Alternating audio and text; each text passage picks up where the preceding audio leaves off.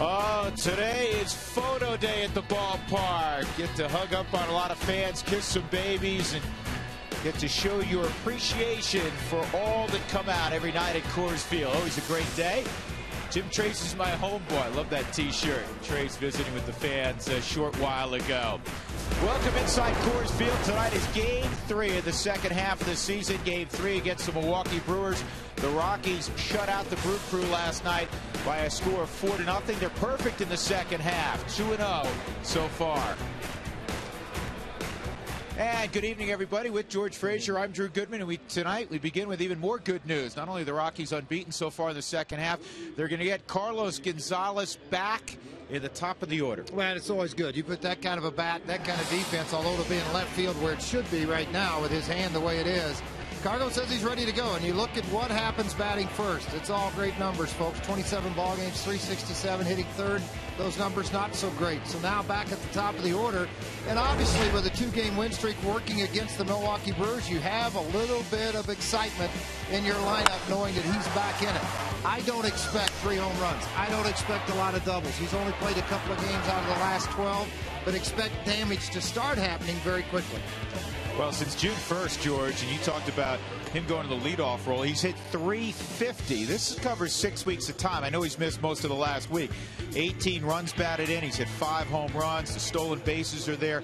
The last time we really saw him at Coors Field, he had a 6 RBI day, and he tried to run through the center field wall. Yeah, tried to run through the wall with a 6 RBI day, exactly. And this is a kid that obviously is going to bring a lot of excitement to your lineup and to the fans, and another threat, by the way, for Ron Renicky and his pitching staff. Well, the Rockies have scored 16 runs in the first 2 ball games of this series, and now they get back Carlos Gonzalez. So it's all good right now. When we come back, we'll talk a little bit more about that offense that has been so productive the last couple of nights.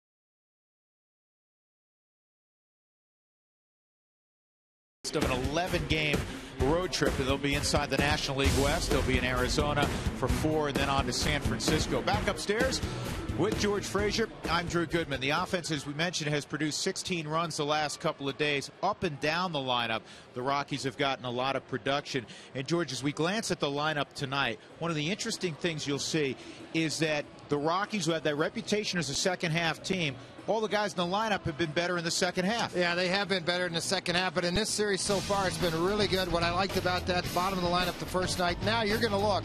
Career averages, pre and post All-Star break, folks, look at the big differences. Even Carr goes up.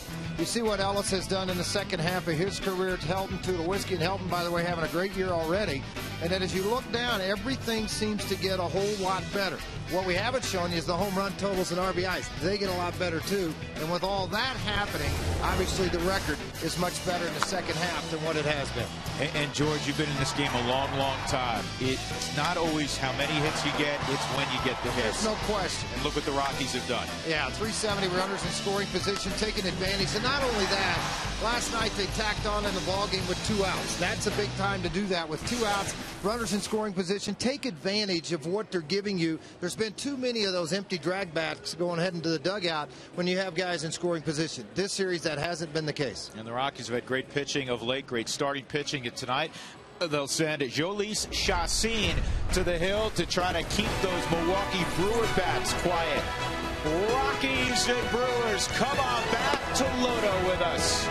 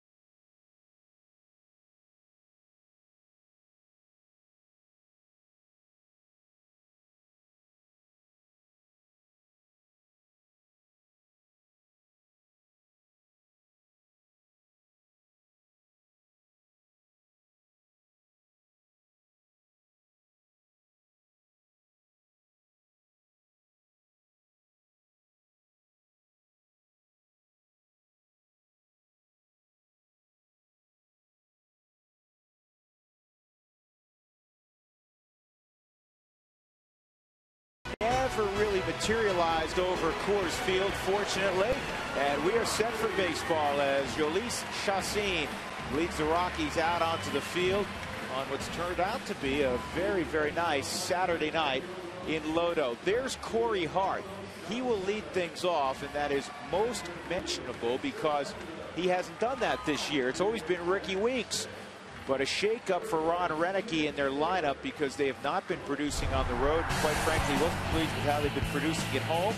So his lineup tonight will feature Hart at the top. Nyjer Morgan will bat second. Braun and Fielder, they don't move from the 3-4 spot. Ricky Weeks, who you know can hit it out of the ballpark, he'll slide to an RBI spot. Casey McGee will bat sixth. Josh Wilson, one-time a Rocky farmhand, he'll bat seventh. Jonathan Lucroy's again behind the plate. And Zach Greinke is on the hill, off the base.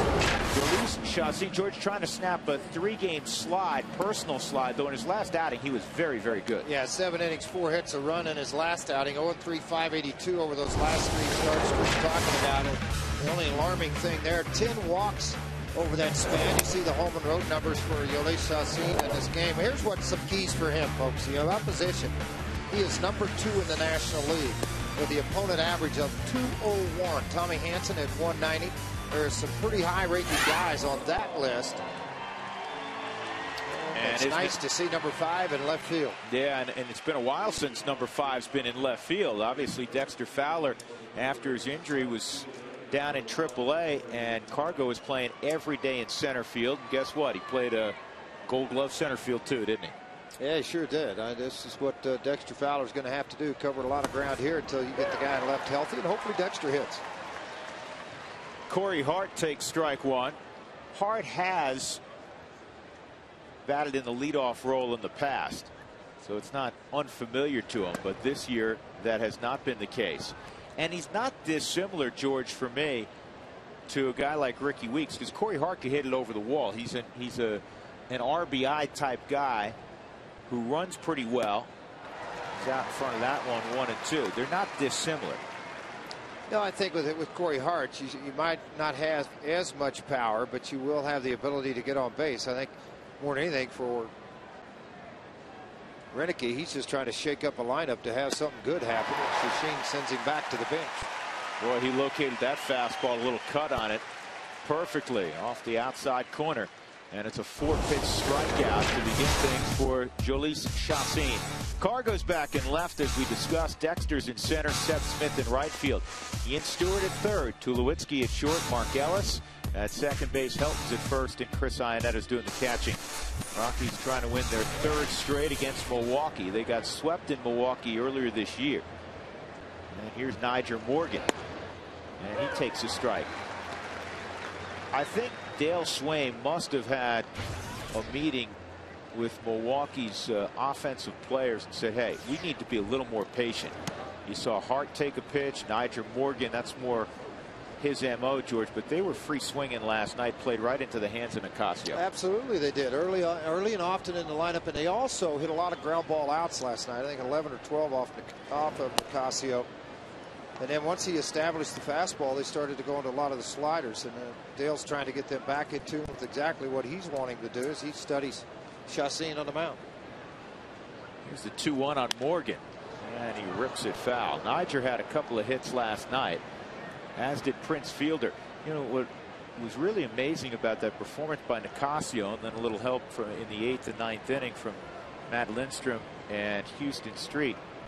Because of a couple of double plays, only 29 hitters, 2 over the limit, came up for Milwaukee. Ryan Braun's 23-game hitting streak done, and he only had 3 ABs, and he bats third. Well, anytime you keep a middle of the order out of that mix, you're obviously going to have pretty good success. And last night, Juan Nicasio was outstanding to run his record at Coors Field to 4-0. The ball club 5-0 when he's on the hill at home.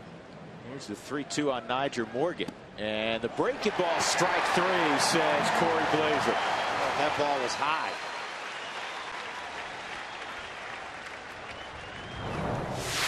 Yeah, Corey Blazer came in here late after the first game when they had to substitute for Brian Honor, but he's a big league umpire. That was a little bit up in the zone. I can see the complaint, but it caught the top half of the strike zone.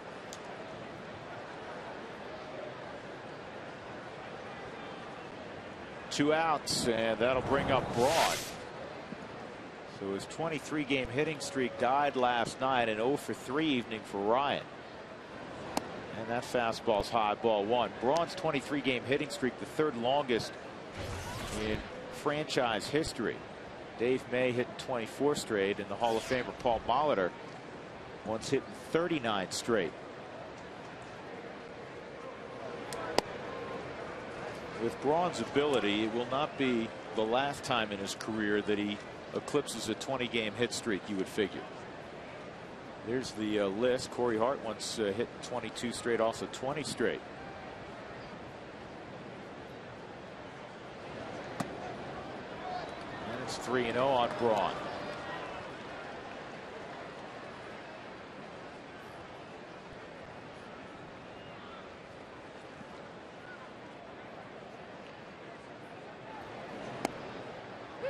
On the inside corner. We always talk about Todd Helton's consistency, home, road, lefty, right. He doesn't matter. Braun is the same way. He's hitting .320 against righties. He's hitting .318 against lefties. Pretty amazing, and the power numbers are right there with him. 2 sliders in this sequence have been called up in the strike zone.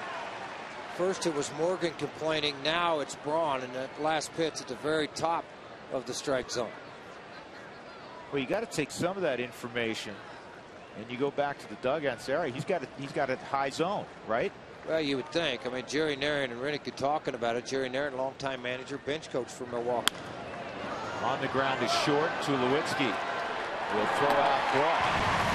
And it's a 1-2-3 start with a couple of punch outs for Chacin.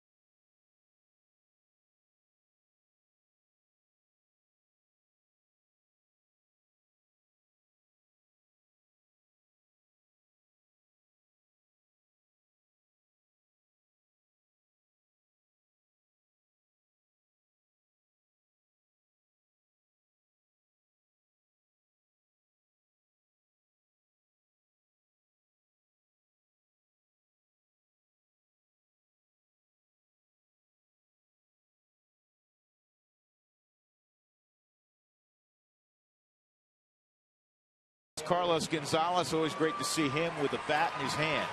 Hitting .292 overall.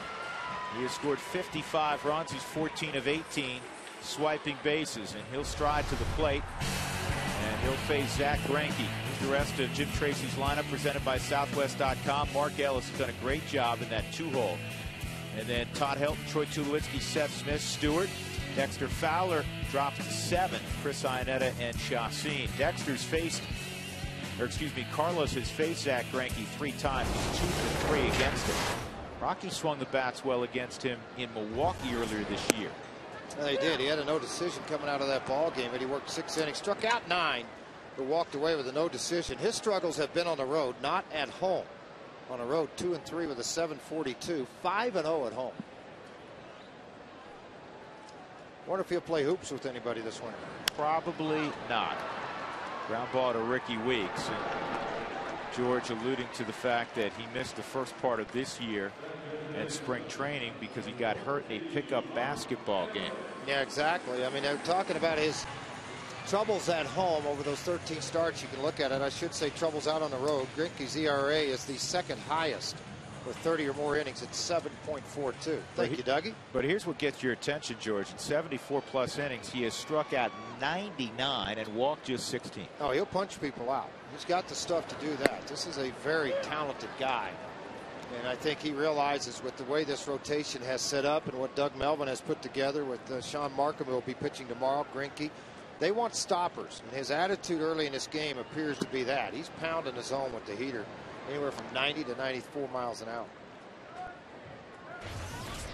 They say from time to time he loses focus within a game. I mean, he can look dynamic for a couple innings and then all of a sudden look like a completely different guy for 4 or 5 outs. You know, I talked a long time to Bob McClure when he was in town with Kansas City about Zach Greinke. He's a guy that walked away from the game because of anxiety issues. He wasn't enjoying the game, didn't like the game, didn't like the pressure of the game. He was going to go play on the PGA Tour. Somehow all that doesn't max up with him, if it makes sense. A lot of pressure trying to keep your card on the PGA Tour as there is trying to go out. But he's a scratch golfer. I mean, he's that good of a golfer. A tremendous athlete. Yeah, a tremendous athlete. But he obviously got everything focused back on line again, and here he is at the big league level. You know, when he won the Cy Young in 09, he was 16-8, had a .216 earned run average. Didn't win 20 games, but yet dominated, and I mean dominated on a very bad baseball team. Talking about the Kansas City Royals. Since that time, though, he has struggled to a 500 mark of 17-17 with a .450 ERA. Well, he dropped a beautiful slider on Mark Ellis. 2 outs in the first inning, and that'll bring up Helton.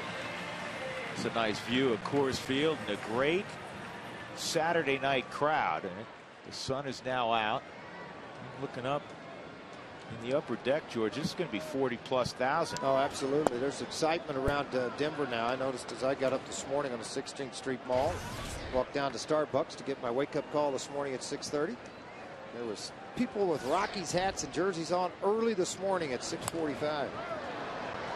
Ball on a strike on Helton. We did have an official delay of 49 minutes. Talk about crazy weather this week on the Front Range. What was it Vince Scully said one time about all that? What was his line in L.A.? On his beautiful voice, he said, now I've seen, we're waiting for it to rain because, as we all know in Colorado, if a cell comes over, it's going to go through pretty quickly. And sometimes here at Coors Field, you have to prepare. You have to prepare. You have to be wise and get the tarp on the field. Well, how about last night? I mean, it was raining everywhere but on the ballpark. All the way around, it's just pouring. Yeah. Doug pointed out to us during the game. He's a side weather guy. He doesn't work for a TV station. He does it as a side. But he said, "Look, it's raining in right field." And you look in right, it was raining, and in left field, it wasn't. I couldn't figure it out for a while. Yeah, they were sunbathing in left field. Yeah. 2 balls, 2 strikes on Helton. Todd drove in a couple of runs last night. He's got 43 ribbies now. 4th in the league in hitting at .323. And this is wrapped to Ricky Weeks. So Zach Greinke will match the start of Chacin. He too goes through the first 3 hitters in order.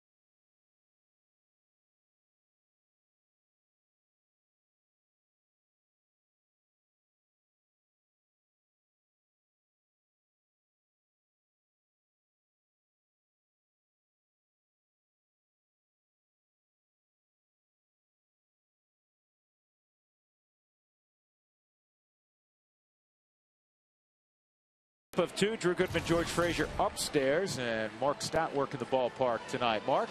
All right, guys. Matthew from Westminster here with his Troy Tulowitzki shirt on, because he knows as Tulo goes, so go the Rockies. And Troy said that he's got to play better in the second half to pick things up, and he said he will. Well, the last two games, back-to-back games with 2 doubles each. And when you look at the numbers, when he doubles in a game this year, the Rockies are 14-4. When he homers, they're 13-4. If he goes hitless, which he has in 30 games, the Rockies are 7-23. Nice play by Todd Helton for the first out. Tulo, of course, will lead off in the bottom of the inning, guys.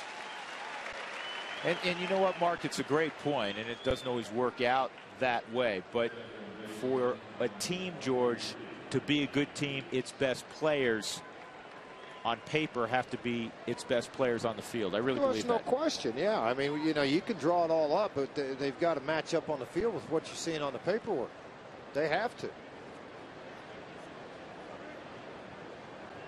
Ricky Weeks, he hadn't waited this long to hit in a long time, George. Hey, Skip, I'm not so sure. Who do I follow? The big guy. That's who you're following tonight. When he gets done, you go up there.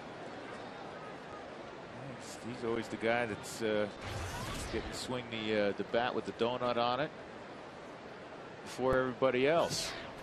Ricky, what's he got? Shoot, now Ricky gets to ask everybody else what he's got. How about that? That's not a bad thing, is it? 2-0 on Weeks.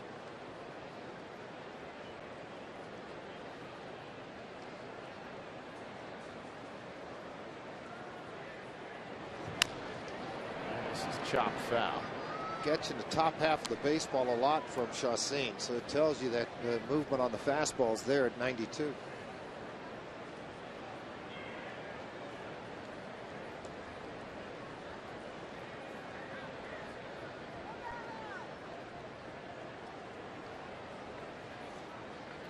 First time he's ever been in the 5-hole. That's a good looking pitch right there. You know, we talk about that average of 201 against this year, which is the second best to Tommy Hanson in the National League. Well, how about this? In his 40 career starts, tonight is 41st. The league's hit 213 against him. So it's not like, well, you know, initially he struggled a little bit and the opposition hit 275, and boy, he's really improved this year.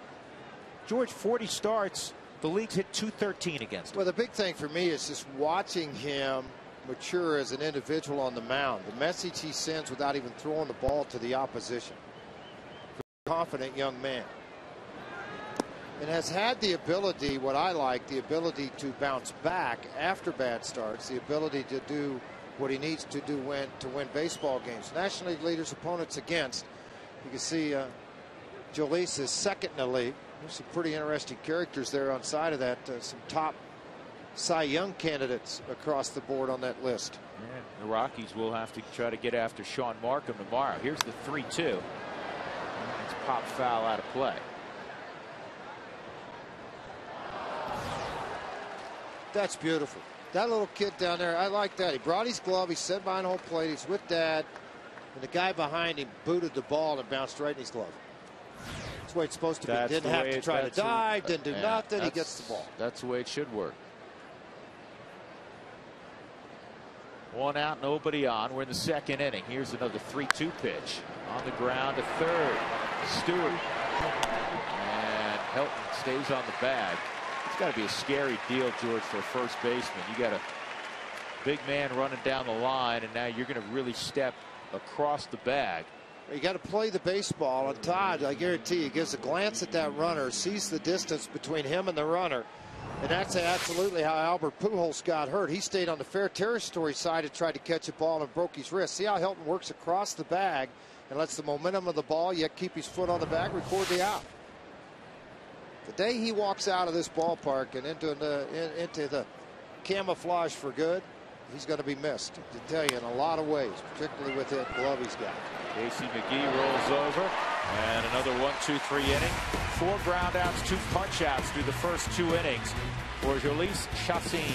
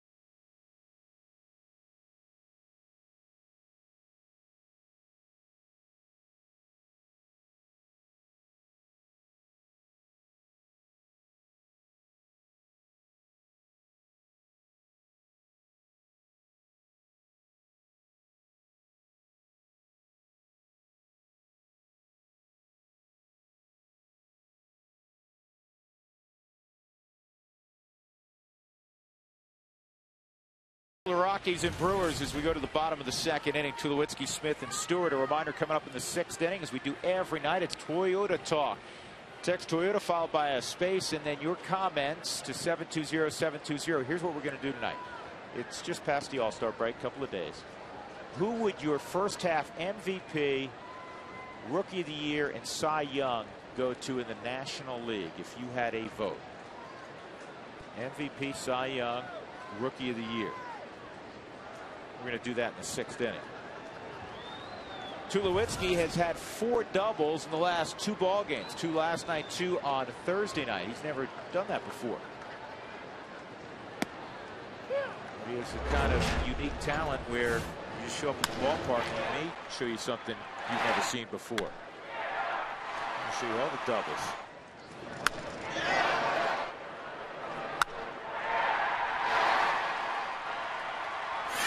It's fun to watch. Replay it again.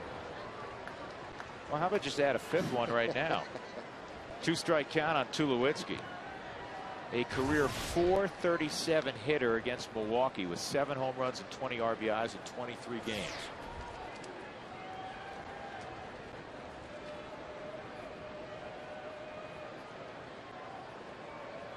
And you know what? I think, and I got to ask Troy about this, George. Tell me if you're on board with this. I think some of his success against Milwaukee, boy, oh boy, that's dirty. That's a Levon Hernandez curveball. Well, he likes to do that every now and then. 61 miles an hour on this hook, folks. Watch him. He just flips it up there in the air, and everybody's like, look at the catcher, can't even wait on it. He's dropping to a knee. You kidding me? And then you come back at 95. I mean, that's crazy. Anyhow, I think that one of the reasons that Tulowitzki's had a lot of success against Milwaukee, he gets up for everybody. But you know what? We've talked about how close he is with Ryan Braun. They're very, very good friends. But you know what? They compete with each other also. 1-2 in the Rookie of the Year voting a few years ago. Multiple All-Star selections for both players now. 4 in the case of Braun. Last 2 for Tulowitzki. I think there's something there. They love to go out. People, they like to go out and hook up, as guys like to say. How many times have you seen all-star shortstops try to make the play on each other, the base hit on each other, the pretty double play ball? They do it all the time. 2 outs and Ian Stewart comes up. 3 hits on Thursday night. He was 0 for 3 and a walk last night, though he ripped a ball that would have gone down the line if not for a nice play by Prince Fielder. Turned into a double play. Rockies giving Ian Stewart every opportunity to get on track, and this ball is hit well to the gap in right center field. And Stewart pick it up and try for 3. He's going to get there easily. He kind of hesitated for a moment around second, knowing you don't want to make the 3rd out at third base, but he realized, you know what, I can get there pretty easily. A triple for Ian Stewart, the first hit of the ball game.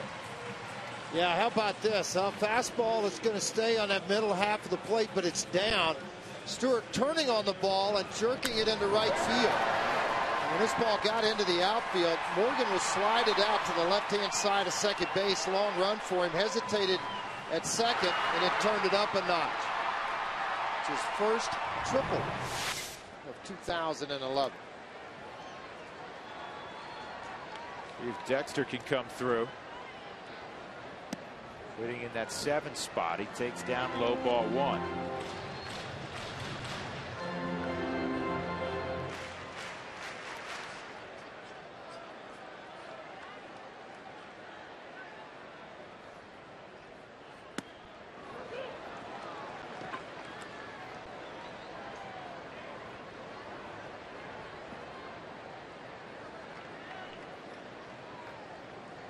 Two guys that were sent back to AAA to try to work some things out, trying to connect here and give the Rockies an early lead on Milwaukee.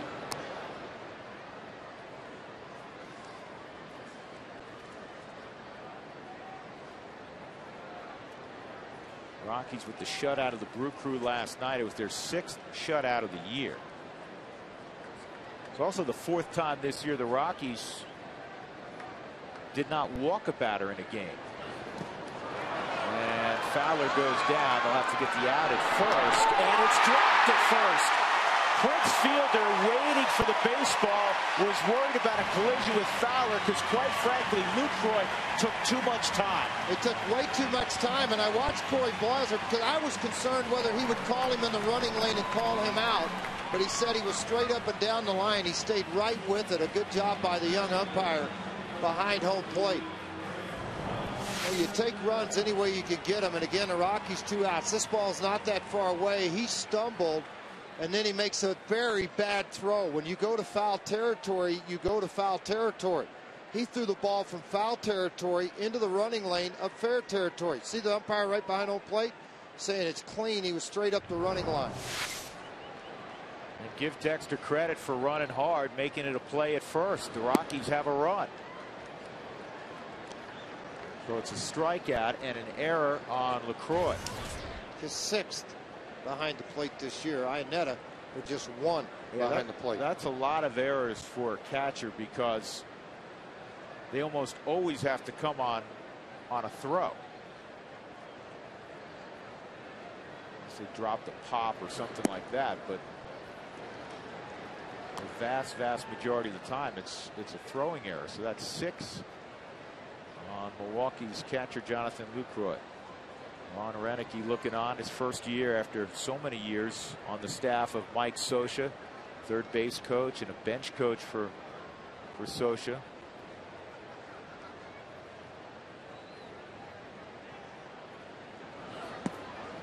That Angel staff that Scioscia originally put together. Think of some of the guys that are now working as skippers. Joe Madden, Bud Black, Ron Renicky. A lot of guys, and they've all worked as bench coaches before moving to that next area, which is to run a baseball team. 3-0 count on Iannetta. The 2-out base hit by Stewart. And again, obviously, it's a huge base hit, a triple. But what you do is you extend the inning and the pitch count on Greinke. You know, now all of a sudden he's had to throw 7, 8, and who knows how many more pitches in the inning, which you say, well, not a big deal right now, but it is when you get to the 5th and 6th inning. See if Dex takes off here, 3-1.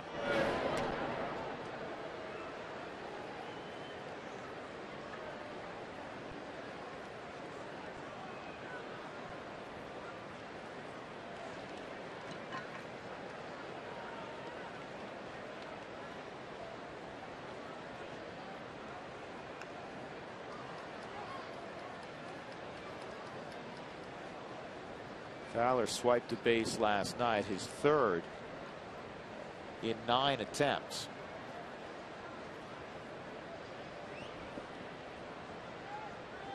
There he goes, and it's ripped down the line to left. Dexter will have a chance to score. In fact, he'll come home easily on the double by Chris Iannetta. 2-0 Colorado.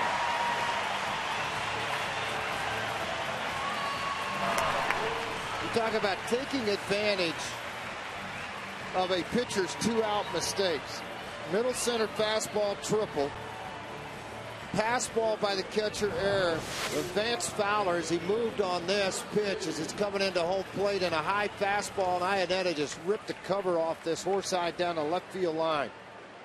And then it was just off to the races for Dexter Fowler, and Iannetta picks up RBI number 34 on the season.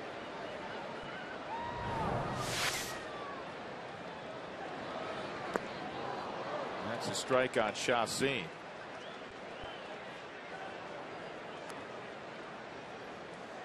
Well, this is one of the prettiest things in baseball to watch. Dexter Fowler in full motion on the bases. I'll show it to you in a second.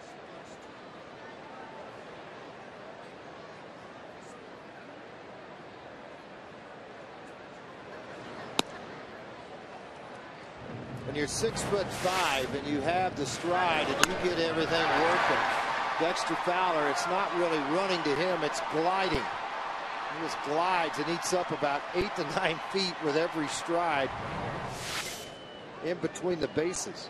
You're 6'5". He reminds me of how you used to run. No, never ran quite like that. I ran away a lot like that.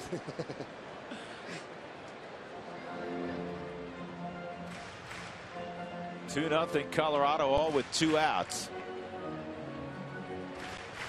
Who wants tacos? Fans, remember, if the Rockies score 7 or more during any ball game, go to participating Colorado Taco Bell locations the following day. Do it between 4 and 6, and you'll be rewarded with a Rockies tacos special.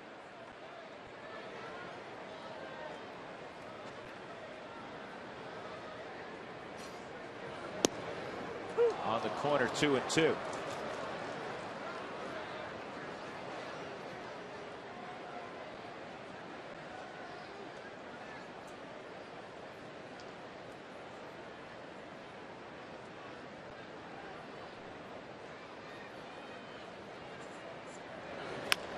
And Chacin puts it in play, and this is going to sneak through.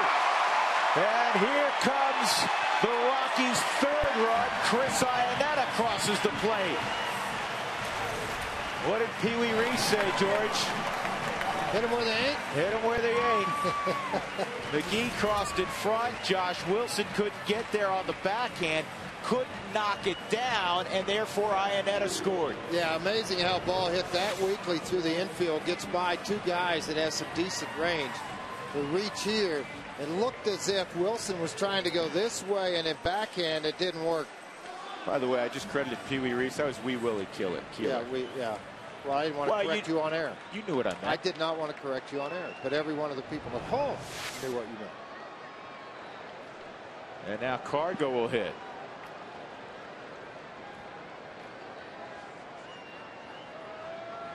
He grounded to second his first time up. Well, it took only 12 pitches for him to work through the first inning. Speaking of Zach Greinke, it's taken 21 so far here in the second.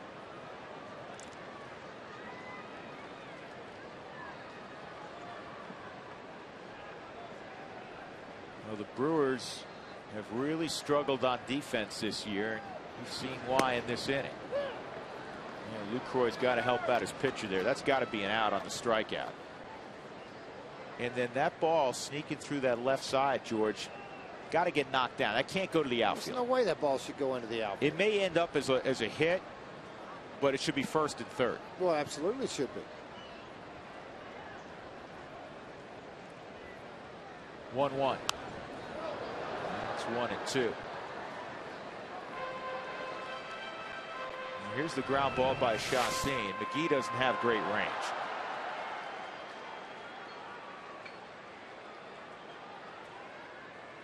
Neither one of them seemed to get to the baseball or read it off of the bat anyway.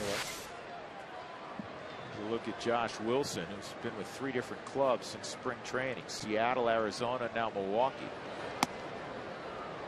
And what Ron Renicky said before the ball game, Yuniesky Betancourt's going to do a lot of watching for a while, and he's going to alternate Josh Wilson and the 40-year-old Craig Counsell at shortstop. He's trying to get something going offensively. They're out looking around and shopping for trying to find a shortstop and get a regular shortstop that can do the job. All 3 guys you're talking about, they've all been an everyday player at one time. They're just waiting on somebody to catch fire. Well, with 2 outs, the Rockies end up scoring 3. Stewart got it going with a triple.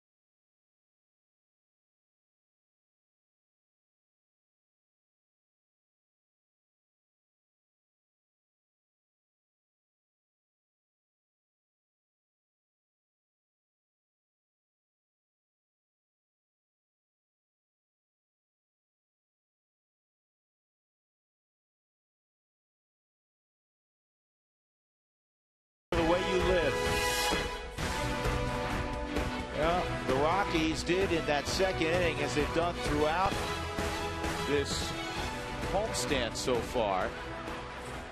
They have produced runs with 2 outs. They've had the timely hit.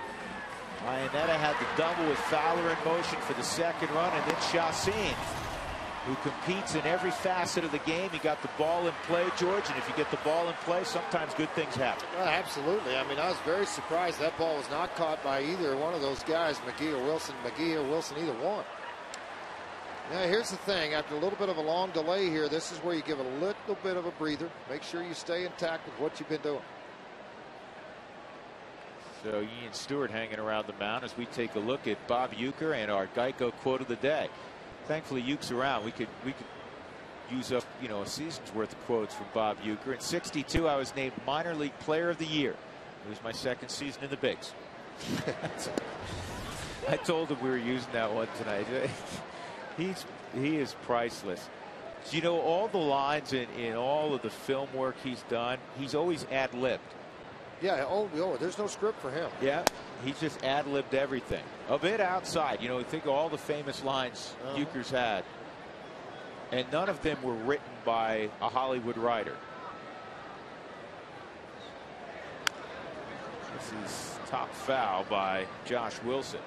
1-2. He said he would get nervous when he'd go on the Johnny Carson show, and he was on the Carson show, it seemed like every other week. 56 times, I think.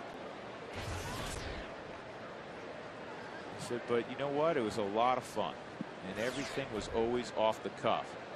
He'd travel around a little bit with Bench and Rose and do a lot of speaking with those guys, and they'd always say to him afterward, he said, you know what? He said, we tell similar stories. And he said, we don't get the same laugh. And he said, because you guys were really good. I wasn't. I can tell stories about being bad. Nobody believes it if you tell that story. That's exactly right. He can say whatever he wants to about himself and laugh and make fun of himself, do the whole thing. Strike 3. Josh Wilson knows it. He gets a pink slip. Third strikeout for Chacin. That'll bring up Jonathan Lucroy. There's a little Troy Tulowitzki. What's he hiding in his cheeks? A whole lot of eating. He's having fun. Oh, got a baseball, and now I'm smiling again. He may take a bite out of that. Yep, there you go.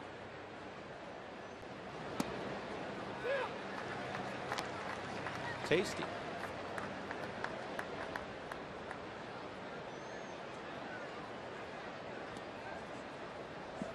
Oh, you know what? He didn't like the laces, George. The laces don't taste as good. No.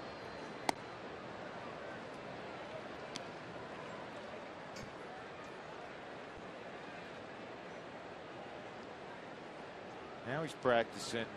He's going to be a catcher. He's just banging it off. He's banging it off the mouth right now. That was a lot better slider than the couple of hanging sliders that he's gotten strikeouts on so far in the game. Oh, tired. That's it. I'm out for a little bit.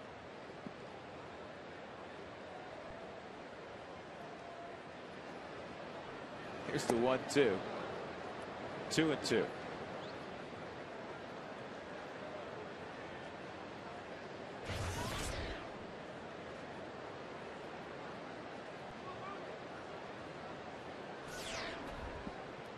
Lucroy had a huge May. He's got 36 RBIs. 20 of them came in May. He was the Brewers Player of the Month in May.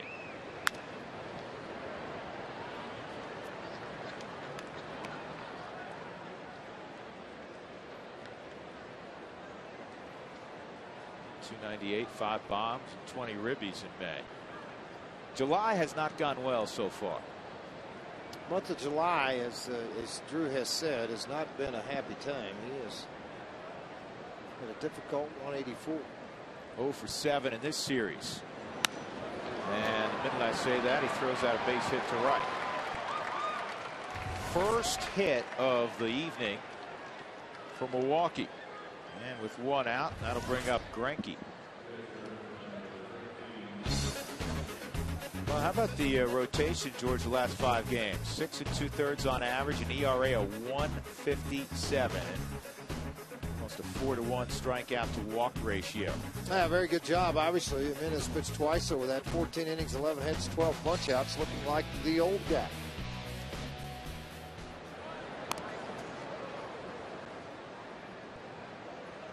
To Baldo.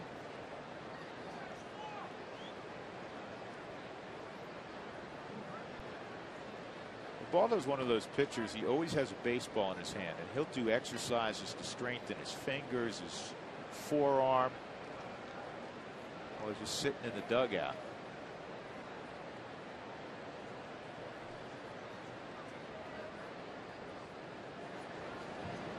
Well, word to the wise, I mean, when I was growing up and became a full-time pitcher freshman year in high school, Dick Birmingham, he's in the Hall of Fame high school coaches now. A lot of the guys listening at home that are Colorado high school coaches know Dick. He's a very good speaker, teacher on the banquet circuit now, but he'd sit around and tell you to hold the ball in your hand all the way through the game. Feel the fastball, feel it, feel the curveball, flip it, get used to that flip.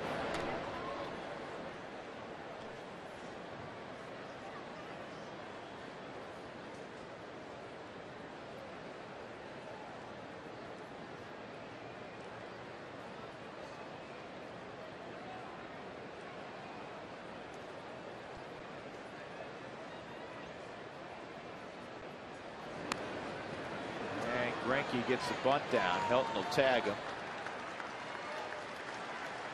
Lucroy to second on the sacrifice. 2 gone, and that'll bring up Corey Hart, who struck out his first time. Windshield damage, you know who to call. Safelite Auto Glass at 303-287-5000. Catch them online at safelite.com.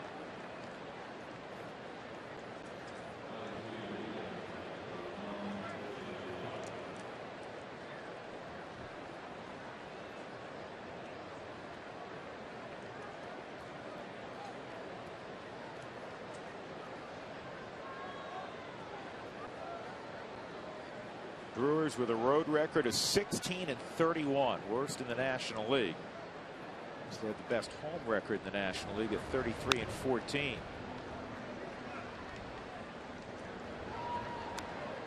they're going to face some tough competition on this 11-game trip. They have 4 in Arizona and then 3 in San Francisco before they get back to Miller Park. And look at the contrast. I mean, they're at the top of the league. Batting average, on base percentage, hitting balls out of the yard, and then they go out on the road, George, and somebody else jumps in their uniforms. Absolutely. And again, this is a ball club that's had a very difficult road schedule. Boston on the road, New York on the road. In interleague play, they had to play Tampa and Minnesota at home. You're talking about their record. When you go 6 games against Boston and New York on the road, it made it difficult on their club. And then yet here they are in this scheduling where they're heading on to Arizona when they leave here. So you're playing top-tier teams. Strike 3. Another slider dropped in on a Milwaukee Brewer, and it froze Corey Hart. Lucroy reached second. Middle of 3. Rockies up 3-0.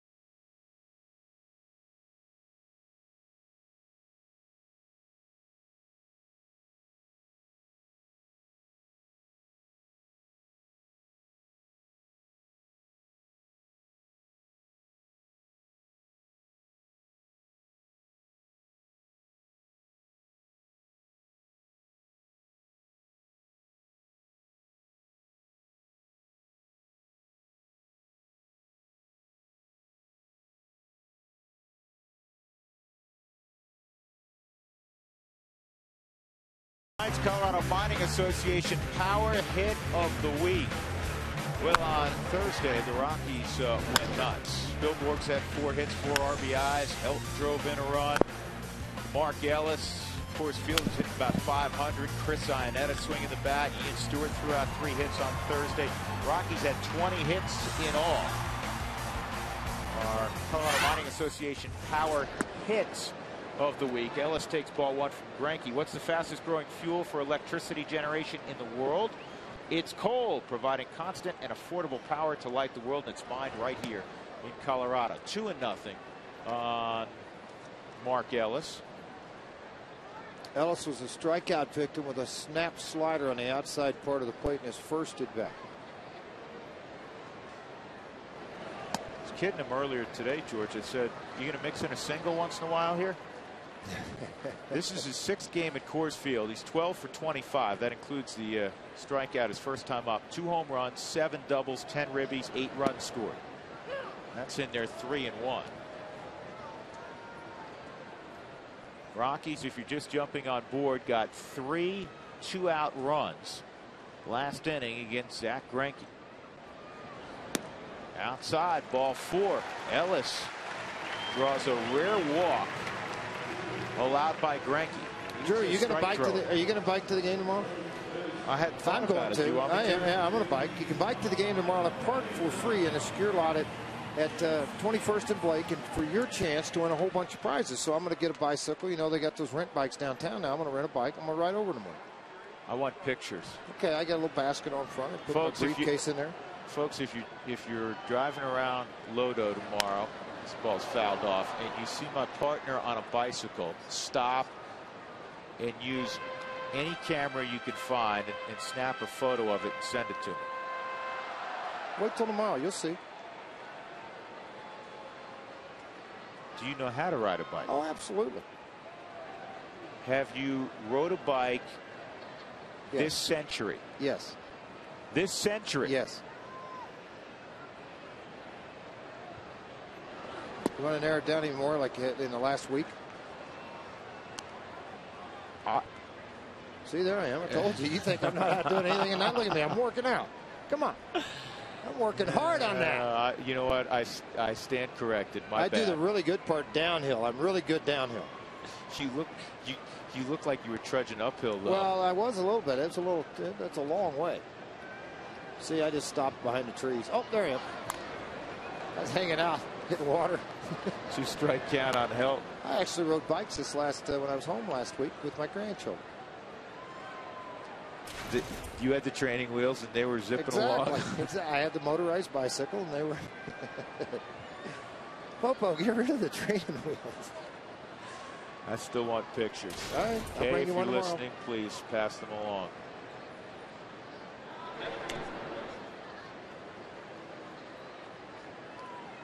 Rockies enjoying a 3-0 lead here in the bottom of the 3rd.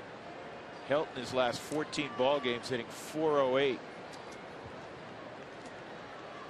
Mentioned earlier, he's 4th in the league in hitting. And this ball is clobbered to center field, but Nigel Morgan's going to move over and make the catch and try to tag and move up as Ellis, and they're going to get him. Not a bad gamble, though. It didn't pay off, but I like the aggressiveness of Mark Ellis, especially with a 3-0 lead. Well, and where you are in the order, Tulowitzki's swinging the bat well, then Seth Smith, and Stewart's hot since coming back. Why not give it a shot? You've got a 3-0 lead already, so take the gamble. They've got to make 2 perfect throws in order to get you. And unfortunately, they did just that. Halfway, checked, it's going to be caught, get back to the bag. As soon as it's caught, head to second. Try to beat that throw. 2 throws, you're out. Tulowitzki, a home run cut, no baseball. It's 0-1. 8-6-4 on the putout at second. Tulowitzki struck out on a 61-mile-an-hour curveball. Almost looked like an eephus pitch. Well, you just don't expect it. You just never see it, particularly from a guy throwing 95. You know he has it, but you just don't know when he's going to use it. That's the hard part.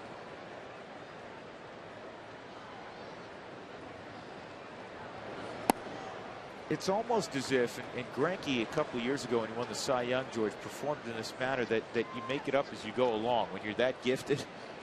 He told Bob McClure one time, I'm going to throw a first pitch 55-mile-an-hour curveball. He goes, why would you do that? He goes, because I can. And he went out and he did it. It's just fouled down the third base line.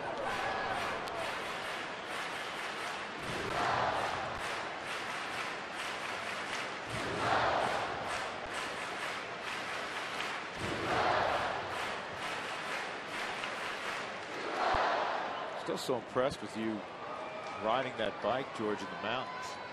You Well, thought, it was hard to find a uni to fit.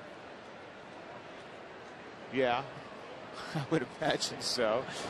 That was one of the best lines I heard from my family at Old Timers Day. You didn't look the same in the uni as you did back then. So really, you're kidding. Unis can hide a lot, right? Yeah, well, when they called, said, what size do you wear? I said, big. That's all. Covered up. Bigger the shirt, the better you can look. Bigger than I wore 30 years ago. A lot bigger. 2-2 on Tulowitzki. And that's a fair ball. Long throw by McGee, and he two hops it to first. I haven't seen that in a while, but he's able to get Troy. Well, more of the morning activities of my partner George Frazier. After the ride, he decided to do a little kayaking. A lot. Rockies up.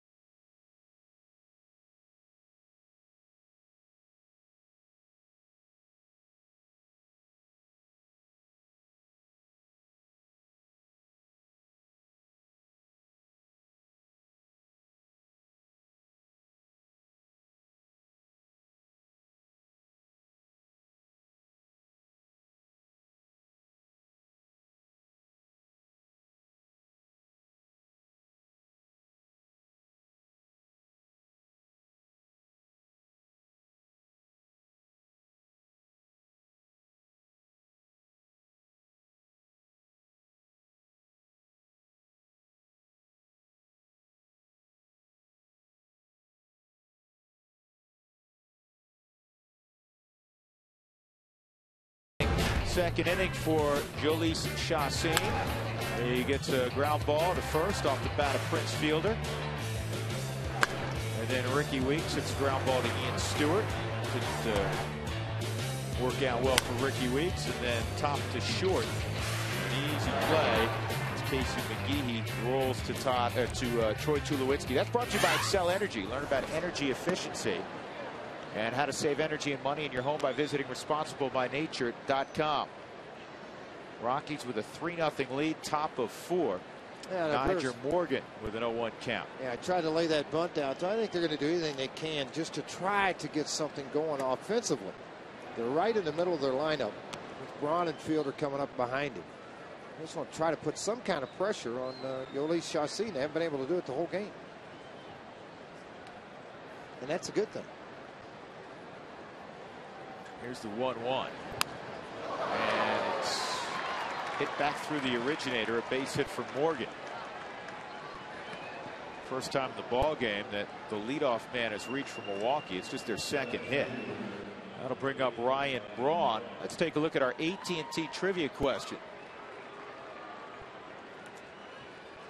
Who are the 3 Rockies to have 50 doubles in a season?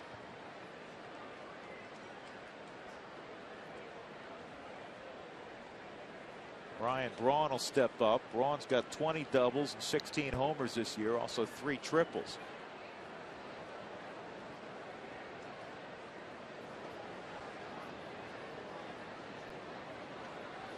Morgan had been on the DL, yet he has 6 stolen bases. He's been caught 3 times. Tremendous speed. He had a broken finger. That's what placed him on the DL. It was not a leg injury. If you're wondering about that. We got to show you in a minute some footage of Niger playing hockey in the Western Hockey League, which is one of the grittiest major junior hockey leagues out there. This is Niger Morgan when he was playing hockey. This is you know, when he's getting loose with the Regina Pats. But now watch him in the game. He had great speed, not surprisingly, on skates, and he was tough. How about that? No, I mean, this isn't like a guy that, you know, played a little hockey and he was a professional prospect in hockey. And then flipped back to baseball. And a lot of his friends are playing in the NHL. I was asking him about if he was surprised the outcome of the Vancouver-Boston series a few weeks back, and he said, you know, I had Vancouver. So did most people. Does he still skate a little bit in the wintertime? It'd be a great way to stay in shape, wouldn't it? I'll tell you, if you skate, you're going to be in shape.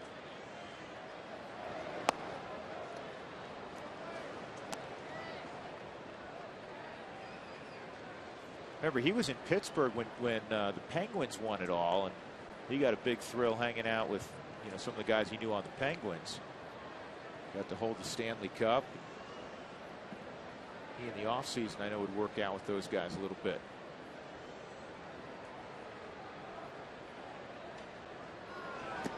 Braun swings and misses. It's 1-2.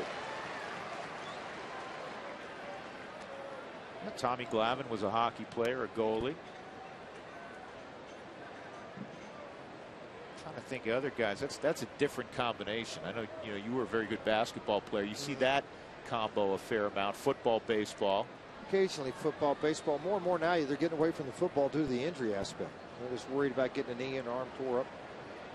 The outstanding football players, a lot of them backing off. Some aren't. Quarterbacks aren't. Archie Bradley, 7th pick in the draft, also ranked the 3rd best quarterback in What's the he country. going to do? Hadn't signed yet. I just told him I saw him throw a bullpen 5 days ago, actually. What's the kid from Kansas going to do? Well, that's going to be an interesting story, too, is Bubba Starling. Is whether he's going to sign and go to Nebraska and play football, baseball, or is he going to go on and sign with the Kansas City Royals, his hometown team.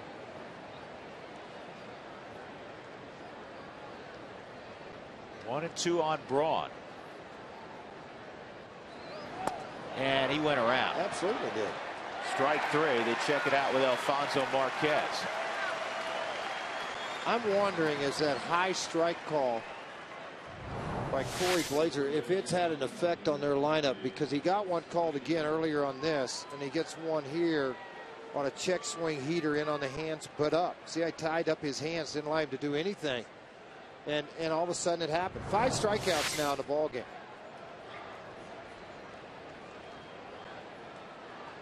And that's a big one. Now here's another big one. Prince Fielder.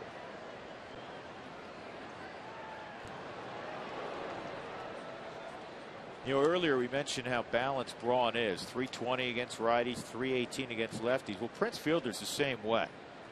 He's hitting 308 against righties, 291 against lefties. Right-handers where he does the long ball damage. 18, just 4 against left-handers. Only 1 home run so far in July where he's hit 300.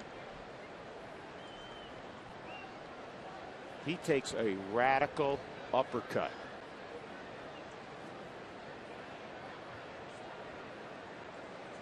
A special moment for Prince. There's 2 boys on the field with him when he received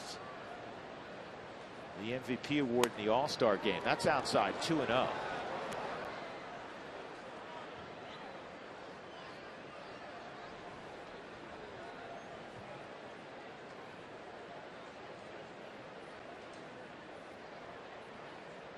Prince has started every ball game this year for the Brewers. Only one other player in the National League can make that boast, and that's Gabby Sanchez, and that's a base hit up the middle.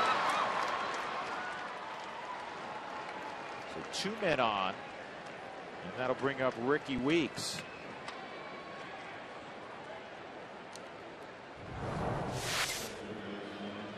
Change up. Gets him out on the front foot, but look at Prince how he keeps those hands back. And then that explosion on the baseball. That's a good pitch. Just a little better job of hitting by Prince. I mean, he took the ball right back up the middle. Didn't. A lot of times on a changeup, left-handers will roll over it, hit it to second base. Ricky Weeks hit a ground ball to third his first time up. So the first quote-unquote situation in the game for Chacín here in the fourth.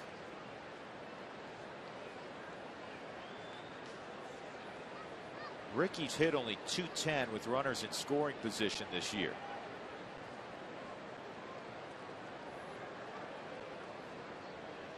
First time out of the leadoff spot this season. And this is potentially a double play ball. There's one, and the throw to first, not quite in time.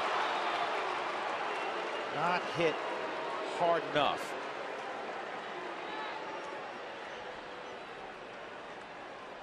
This is where the taller grass allows the ball to slow down, but it may have slowed it down too much just because it hugged the top of the grass. That allowed Weeks to beat it out at first base. Well, the Rockies have had McGee's number, and that's he's 1 for 15 this season. Against the Rockies a year ago, he hurt him with the long ball.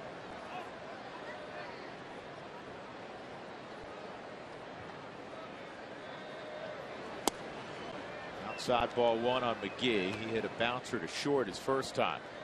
Casey McGee was the team MVP last year on a team with Ryan Braun and Prince Fielder. It was McGee who was the club MVP. At 285, 23 home runs, 104 RBIs. He committed 17 errors at third. He's already got 13 this year, and the struggles with the long ball and the glove have all come back this year. And just a 221 average. It's 2-0. And he turned down a multi-year deal in the offseason. And George, we've seen it before, and players will say, oh, that has nothing to do with it. You were a player. It's got to have an influence. It doesn't have everything to do with it, but it has an effect on you. There's no question. Because now as you do struggle, you're in the back of your mind, you're saying, should I have taken the 3 years for 9 or whatever it was, hypothetically? What should I have done? Mark Ellis gets over, and he makes a nice throw to help. And Chacín works out of that situation. Middle of 4, Rockies have all the runs.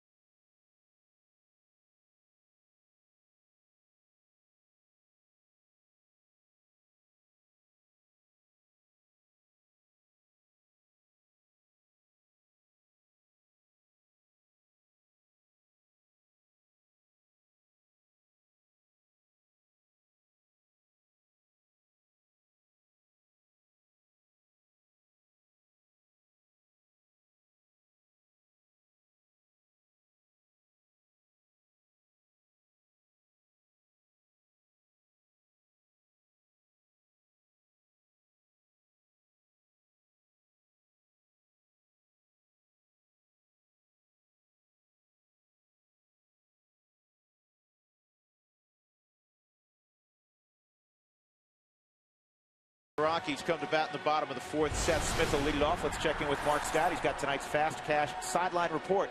It's brought to you by Fast Cash Gold Centers, where you'll always get 40% more for your goal. Mark. Drew, George, let's talk about home runs hit by pitchers. Zach Greinke on the hill from Milwaukee. He's homered this year. Jason Hamill homered off of him in May in Milwaukee. Only 15 pitchers have gone long this year. Hamill told me how it felt when he hit that home run ball. I knew I hit it good. It was one of those things where you swing through it and you really don't feel the impact. And I've only hit 2 home runs on real big size fields. So I hit a bunch in Little League, but those don't count. And I hit one in Babe Ruth League, which was on a big field, and then obviously the one off Greinke. So, and both of those felt like it was just right through the ball. You really didn't feel like you hit it. So that'll live forever. He loves it. Not sure I can describe that feeling, having felt it. Phrase, did you go deep at any level? Off the wall. Oh, I went deep in Little League in high school, but no. On a big field, like no, in the big leagues, I hit one off the wall in Philadelphia. Base hit by Seth Smith to begin the inning, and here's Hamill's home run against Zach Greinke. You just file that away if you're Jim Tracy. George, you get in a situation where you need a pinch hitter. The heck with Giambi. You go right to Hamill, right? Absolutely. Giambi has 5 bombs, folks, against Zach Greinke. Leadoff single now. Let's see if Stewart can capitalize on that triple he hit earlier, his first of the season. The confidence growing offensively for Stewart. Jim Tracy was talking about Ian prior to the ball game, and he said he's just a lot more aggressive. Well, he's got a little bit, well, not a little bit, a whole wide open stance now at home plate. He's backed off of the plate a little bit.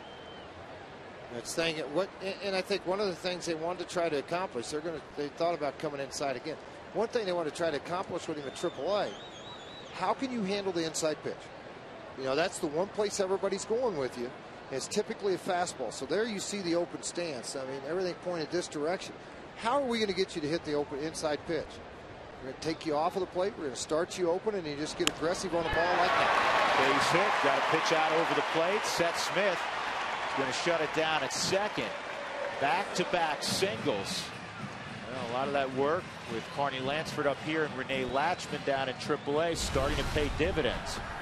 This replay is brought to you by the Colorado Lottery. After the end of the month, replay any non-winning scratch tickets and a second chance drawing at coloradolottery.com.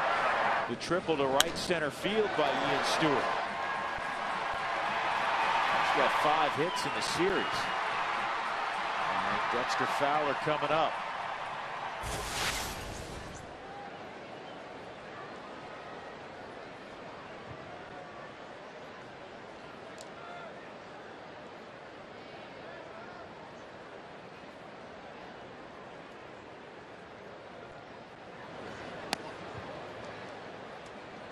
Fowler putting it in McGee's mind about the bunt. Jason Giambi made this point a couple of days ago. Jim Tracy made a similar statement today. So, people talk about moves. He said if we get Ian Stewart and Dexter Fowler back online, playing up to their abilities, he goes, that's like making 2 very big trades here in July. And you didn't have to move a player to get the benefit of it. But it solidifies what you were going to have in spring training, what you anticipated too. I mean, it's a lineup that you don't know how somebody's going to fit in when you trade for them. Well, you know what these guys, how they're going to fit in if they have success here. Dexter 341 overall with runners in scoring position, 588 with less than 2 outs. Can't figure that big number out. 2-0 and it's lifted foul. This is a good test, George. Zach Greinke's a good test for anybody. But for Dexter from the left side, he's hitting more out of a crouch. He's trying to remove that loop where, quite frankly, and you've pointed this out, Jeff Houston's pointed this out before, that anything above 92, he would have trouble catching up. That and the slider. Back foot slider ate him up. If you could place the slider on the inner half and down, he would chase after. He did that earlier on the strikeout.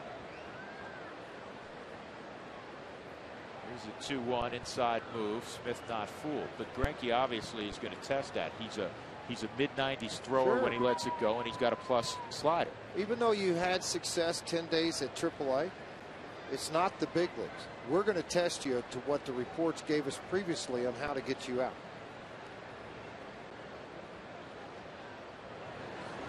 And there's the bunt. And Greinke will go to Prince Fielder. That situation, get an out.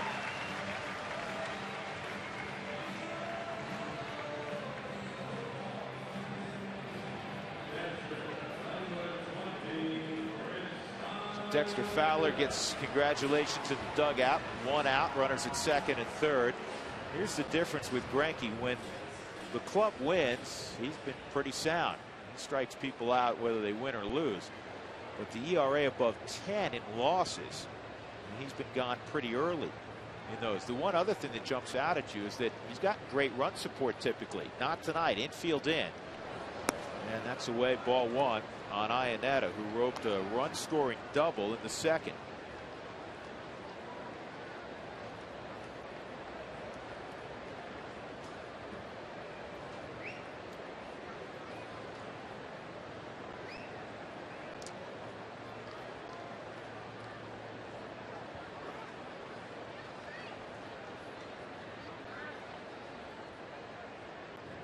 Well, good news from Petco. The Padres leading the Giants 8-1. Giants have won 4 straight. Usually takes the Padres like 3 games to get 8 runs in Petco, maybe 4. That's a strike, 1-1.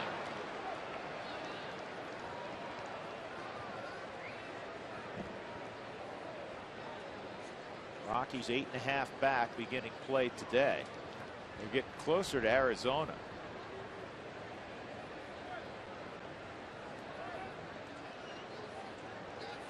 Arizona's leading the Dodgers 3-2 in the 7th. Dodgers have won 5 in a row. 2-1. Congratulations right now to Clint Hurdle. He's got the Pirates in first place in the NL Central by percentage points. He's done a marvelous job there. The fortunes of that organization around, just the whole culture. 18 straight losing seasons. Pittsburgh is lost tonight, so that's fouled off. So with St. Louis winning, now looking at the scoreboard, Cards go back into first, but Pittsburgh's right there here in mid-July. So that's updated through tonight. Pirates started the day percentage points up. Milwaukee's a game back. And Cincinnati kind of been flopping around, but look out for the Reds. They're just 4 back. Took the division last year.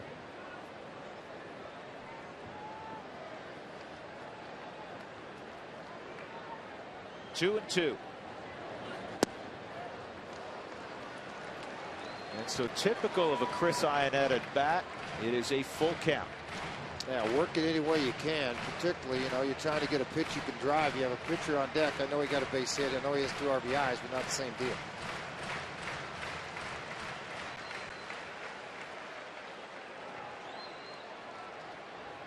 Iannetta, a big part of the first game of the series, back after the break, as was the whole bottom of the lineup. 10 of the 20 hits that night. Ball 4. And now the bases are loaded with Chacin coming up and just 1 out.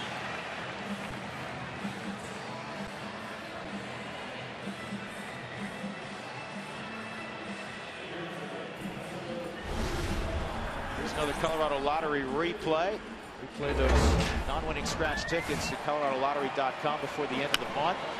And just a bouncer that snuck through the left side for the release. Chris Iannetta would come around to score. And the Rockies had a 3-0 lead. That's where they stand right now, and a chance for Chacin to tack on some more ribbies. He's got 2 this year. Yeah, 2 already. Not typically a great bunter, so I don't anticipate a squeeze here.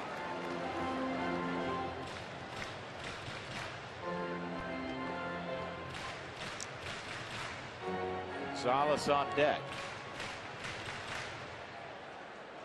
Last thing you want here is a ball hit on the ground with Gonzalez on deck and 1 out and the bases loaded. Either put it in the air, base hit, and deep enough you can get a run in, or strike out.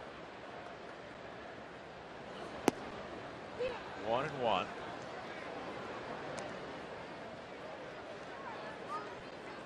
with Chassin's first movement being in the bucket, unless the ball's on the inner half, it'll be hard for him to get the ball in play. Not easy. More than likely, you're going to see a hard slider at some point in this.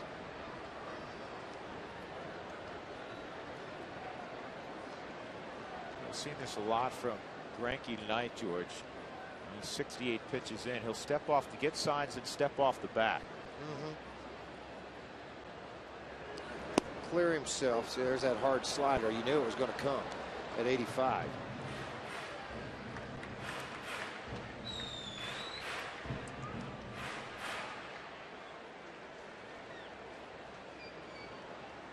Smith singled, he's at third. Ian Stewart singled, he's at second. Chris Iannetta just walked. The only out, a sac bunt by Dexter Fowler. Bottom of 4, 3-0 Colorado. And that pitch missed. 2-2. 70 pitches in and 3 1/3 for the former Cy Young winner Zach Greinke. 24 of those came just in the second inning. And many after there were 2 outs. That's when they all came. 2 quick outs in the second inning. And a strikeout, ground out, and then it all broke loose after that. And all 3 runs are unearned because there was a strikeout of Fowler, which should have produced the final out. And then the bad throw by Lucroy to first on the ball in the dirt that produced the strikeout. And there's a strikeout of Chassin. And now Cargo with 2 outs will hit with the bases loaded.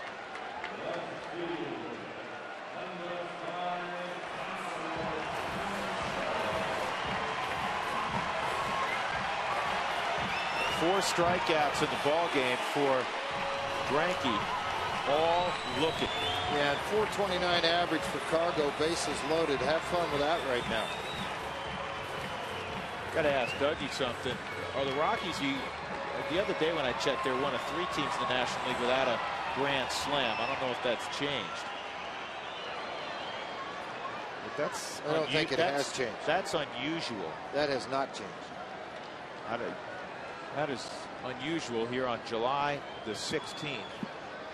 Colorado still without a grand slam in 2011.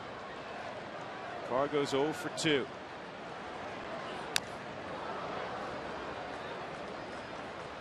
He was red hot when he ran into the outfield wall before the break.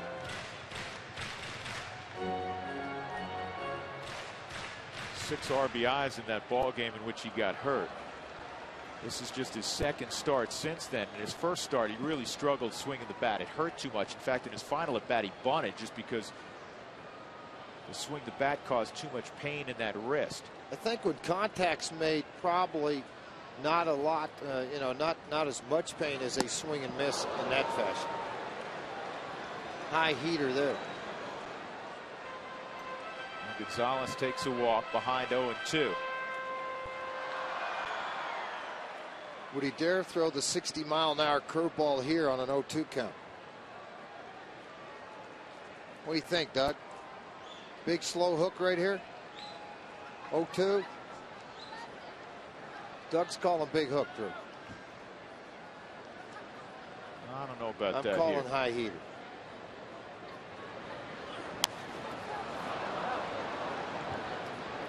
There are 10 teams, that surprised me, without a grand slam in baseball this year. 4. I was wrong. I thought it was 3. 4 in the National League. Padres, Houston. That's not a surprise. The Rockies and the Cubs.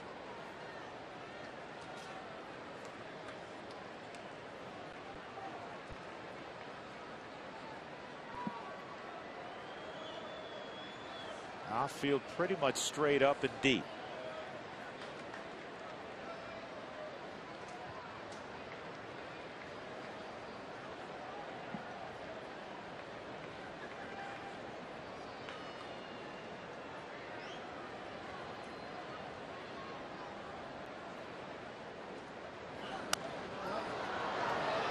Pitch may have been a little too good from Greinke's standpoint. The progression of Carlos Gonzalez this year, May wasn't bad. The Rockies had an awful month, but Cargo hit 282 with 7 home runs and 18 driven in.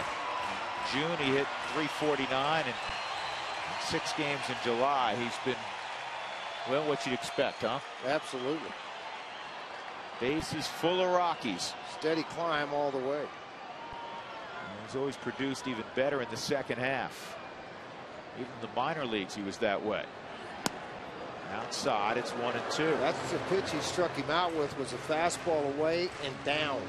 That ball ran off of the plate. It was down, but well out of the zone, not to induce a swing. And his strikeout in his previous at bat was a four-seam fastball away, down, and it was called strike 3. Did not attempt to swing at it.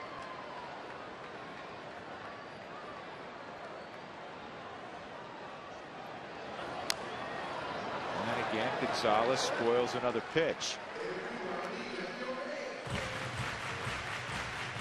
You know, the good thing in watching Carlos, and he said he wasn't sore after 2 different sessions of BP yesterday. He wasn't sore today. And you just watch his face and you watch, you know, does he look at the wrist or anything? We haven't really seen that. Seen big swings, power swings. There hasn't been a touch and feel swing yet.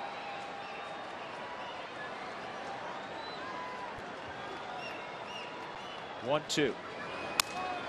And a ground ball to Ricky Weeks. Greinke will get over there.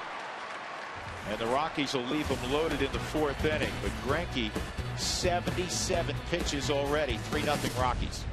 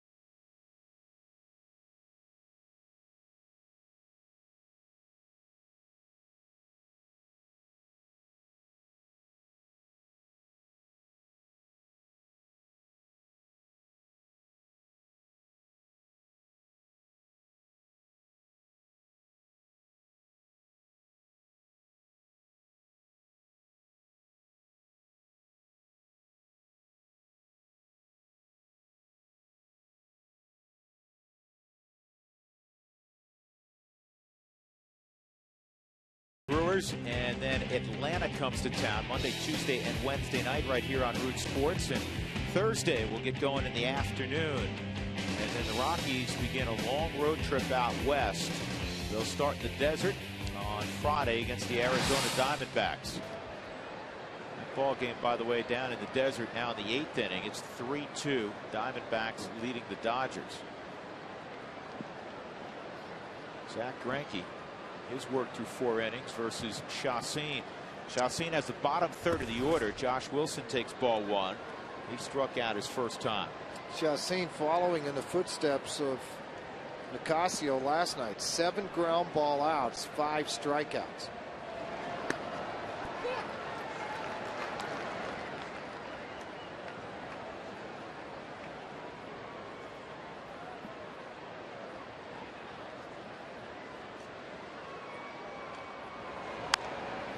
Comebacker.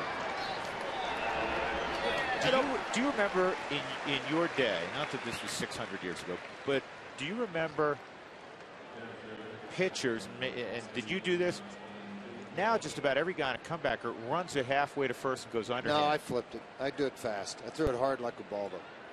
Yeah, Baldo's the only guy on the Rocky staff that'll throw it. I fired it. I fired it. I want to make sure it got there on time. First baseman didn't much care for it. But most guys they do it. I mean, a lot of guys way. get the yips. They just take it over there and they flip it underhanded and it's there. Hey, the first 15,000 fans tomorrow, make sure you get out to the ballpark. You're going to receive a baseball cap courtesy of Coca-Cola. It's always one of Drew's favorites. It gives him a new hat to run in. You're right. Of course, for you, you can wear that underneath your helmet when you're kayaking, George, or no, typically I wear it in the wintertime when I'm out cutting hair, riding around out there is where I wear it. I'd have come to Tulsa this winter. What are we doing? I hope you do. What do you want to do? You pick it. We can do it. We can go sit up in a blind. Yeah, we can do that. 1 and 2 on Lucroy.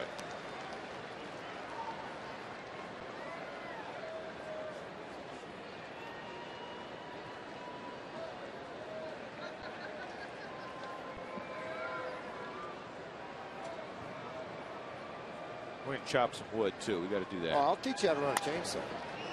I did that growing up. Ground ball over. Nice play by Helton. Soft toss. The PFP's playing off. The pitcher's practice. And that'll bring up Zach Greinke with 2 outs and nobody on. A reminder coming up, Toyota Talk in the 6th inning. And your subject for the night, here are your directions. See, he's getting ready to go. We want to know who your first half National League MVP is, your first half National League Cy Young Award winner, and who your first half National League Rookie of the Year would be. Tell you, I'm going to throw out there. You know what? And you're going to probably go, really? Craig Kimbrell, the closer with the Atlanta Braves, is Rookie of the Year, 28 saves. Well, I don't know. I didn't check on a lot of hitters, but then Roy Halladay to me right now with 11 wins, team's in first place, ERA's down, to complete games, everything he does. I'll throw one more name at you because you can never go wrong. Say. You can never go wrong with Doc Halladay. Jair Jurgens. Well, ERA's leading the league. I know that. 10 wins, the whole deal there, and we'll see him here shortly. MVP Joey Votto for me again. I mean, the guy's just off the charts, swinging the bat, driving in runs, most RBIs, close to the top in RBIs, batting average. You know who's been pretty good also? The guy in this series, Prince Fielder. Yep. Doesn't have the average, though. Votto's second in the league in batting average. 3-0 as Chacin has fallen behind Greinke. And that's not what he wanted to do. His first walk of the night, just lost concentration. So Greinke goes to first. Corey Hart will come up. You can see the disappointment and the anger a little bit on the face of Chacin. Really, really competitive guy. I told that story 2 starts ago when the Rockies pushed it back a few days because he had a little bit of tightness in his forearm. He was mad, and sure he wasn't mad at he understood why the organization did that, but he wants to go out and compete and try to help his team win every 5th day. Well, he does, and he's looking at it from a standpoint that he's looking at pitching 200 innings. He's looking at trying to win as many games possible for himself and the team, and he can't do that sitting on his side. What he had to understand, they're doing this for his own good. They could not afford to lose him after De La Rosa missing the rest of the year. 1-1. By the way, Wheeler in Tulsa tonight, 2 for 4 with 3 RBIs again. Isn't that every night? Home runs 2. He now has 26 on the year and 72 RBIs. This ball's well hit to left, and it gets out. Well, you mentioned drive, 2-run home run, and now the Brewers are down just a run. And how big was that walk to Greinke? Gigantic. And that's what's running through the mind of Jolie Chacin right now, too. 12th home run for Corey Hart. 29 RBIs now. We mentioned earlier about Weeks being a leadoff guy with power, and that Corey Hart has power, and here he gets a fastball that just stayed up into the strike zone. This is more of a line drive home run at Coors Field. Not a lot of elevation on this baseball. Just barely cleared the wall in left field. Chicago watched that gentleman in the gray shirt who's now caught like 5,000 balls since Coors Field opened. Hart is 2 for 20 this year against the Rockies. Both hits home runs.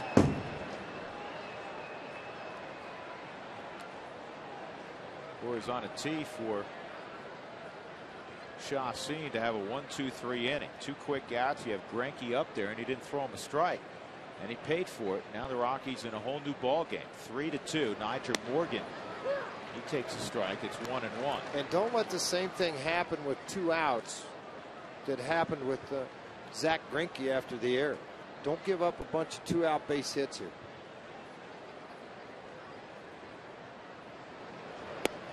Curveball misses. 2-1.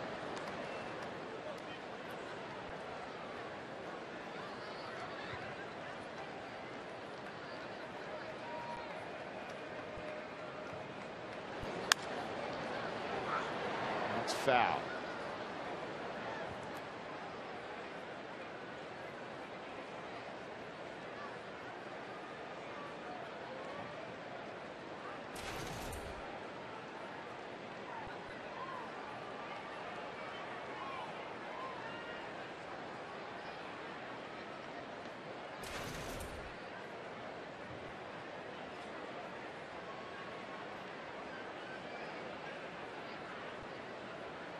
Venezuelan native Jhoulys Chacín, youngest member of the Rockies rotation. He's just 23.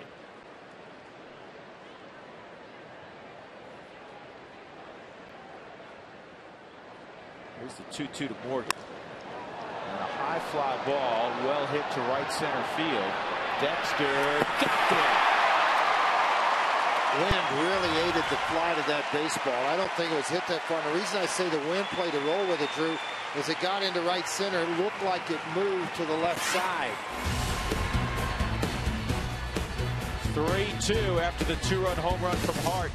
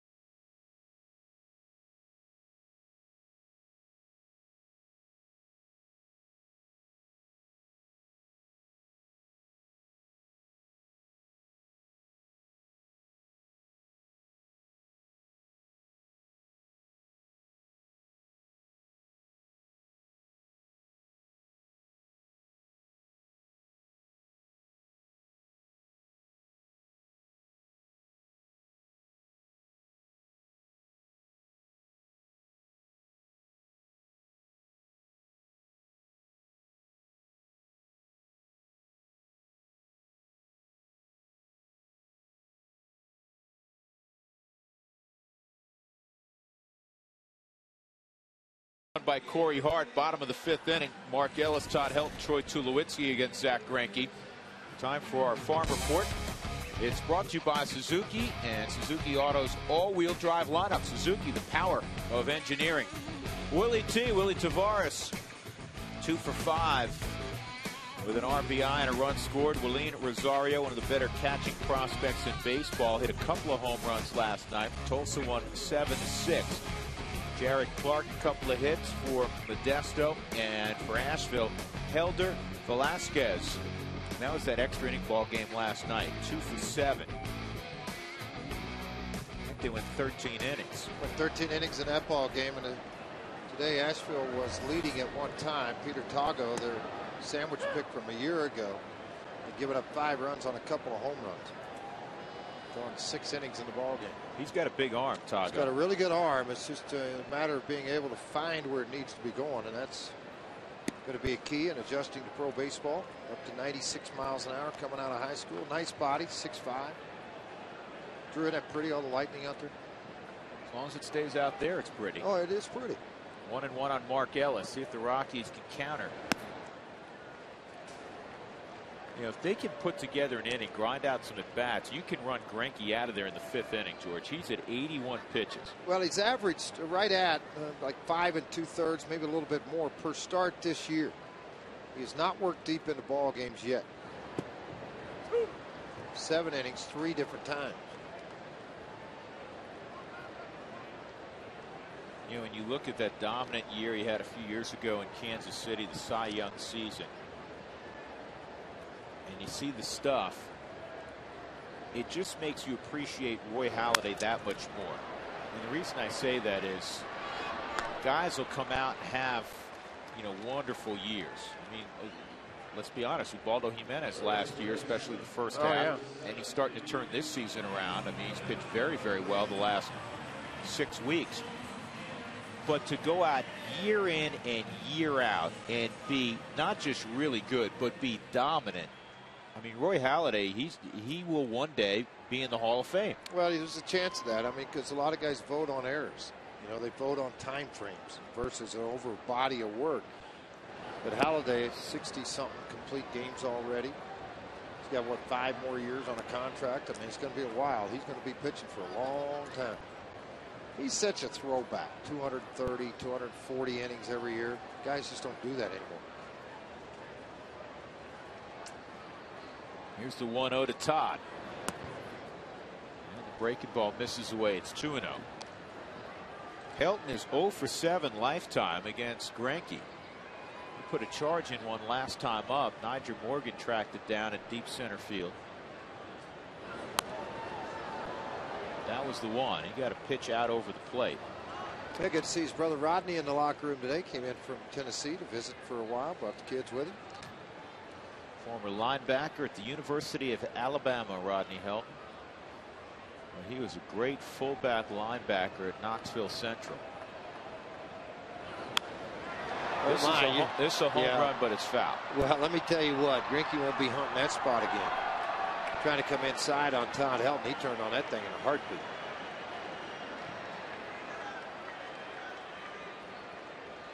It's great to see a brother that was a very good athlete at the collegiate level in high school, but didn't go on beyond that, share the excitement of joy of watching little brother or brother at the big league level.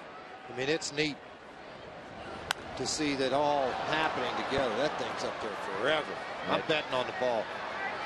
I'm betting on. Oh, Prince found it at the last second. That was a major league pop-up. Yeah. 2 outs. Troy Tulowitzki will come up. Our AT&T trivia question once again: who are the 3 Rockies to hit 50 doubles in a season? Well, Helton's done it. In fact, Helton's done it a couple of times. 59, which is just ridiculous. 2000, 54 in 2001. Jeff Cirillo. Jeff did it in 2000 with 53, and Matt Holliday in the World Series season of 07 had 50. There's Jeff on the left. Yeah, it is 3 boys in town.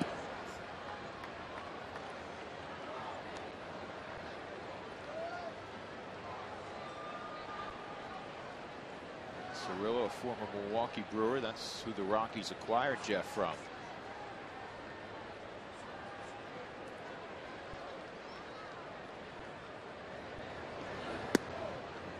One and one. You know, the National League hasn't seen a guy with 50 doubles since Matt produced those 50 in 2007. Nobody the last few years.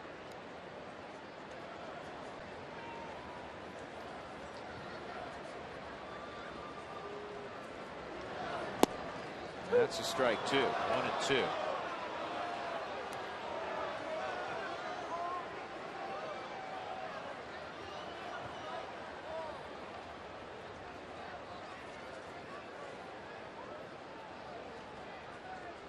Nobody's really on a 50 double pace. Carlos Beltran has 28. He's dinged up right now. Chase Headley with 25. Seth Smith has 24, along with a couple other guys. Chris Young also has 25. This ball's fouled off, but you got to remember, for most teams, they've played about 94, 95 games. So unless somebody gets ridiculously hot, it's unlikely we'll have a 50 double season in the National League once again this year.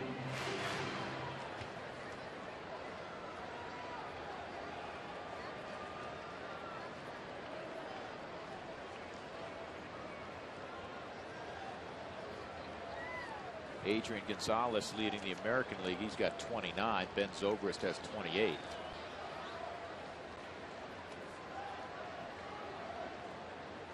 Clearly in a pitcher's era. Here's the 1-2.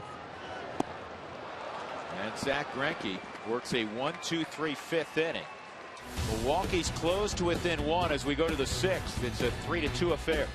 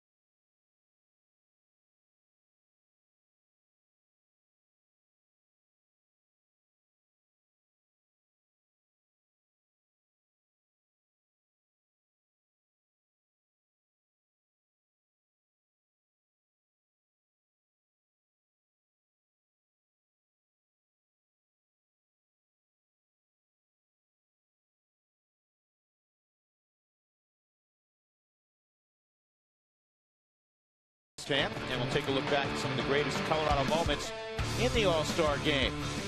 That, much more, all on Rockies Weekly with Jim Tracy. That's tomorrow afternoon, right after Game 4 between the Rockies and Brewers. 3-2 Colorado. Ryan Braun will lead it off for Milwaukee in the top of the sixth inning. Braun a ground ball to short and a strikeout. Chacin has allowed 2 runs on 4 hits.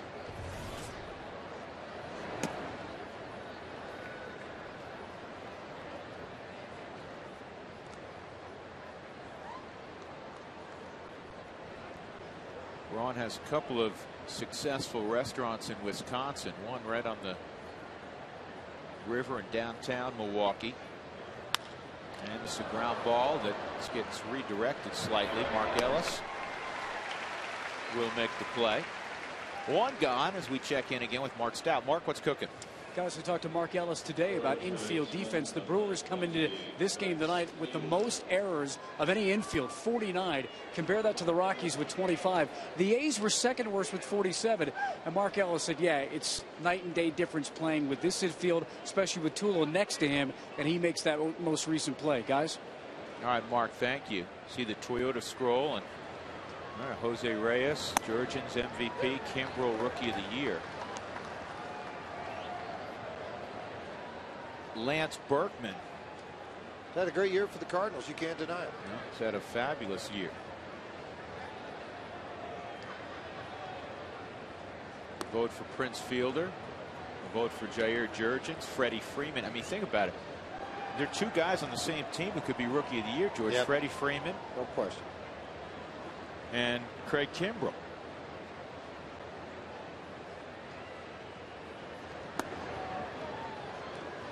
I've told the story many times. I saw Kimbrel a couple of years ago, 09, down in Rome, Georgia, come into a ball game. He was blowing 98 thin, 92-mile-an-hour sliders, pounded the strike zone. Came back on Monday. I told Bobby Cox, you got a pretty good closer sitting in Rome, Georgia. You might want to got to start moving him along a little bit. Next thing you know, he's in the big leagues, handling everything. This is the pop-up Helton hit just on the other side in foul ground. Ooh. Gives you an idea. Stewart had to Willie Mays it. There's some wind up there. A lot of times when they second guess some things, a lot of times they'll try to catch it really high above them. So if they juggle, they have 6 feet to 7 feet to try to find it. The other thing is they get it close to the body and they'll hold the glove out like a Willie Mays deal. So if they bobble it, see his right hand's right there, and see how he pulls it into the center of the body. That was a tough play. A lot of wind up above Coors Field right now. A lot of clouds, a lot of lightning surrounding Coors Field right now. 2 outs, nobody on. Ricky Weeks at the plate. 0 for 8 and a walk in the series.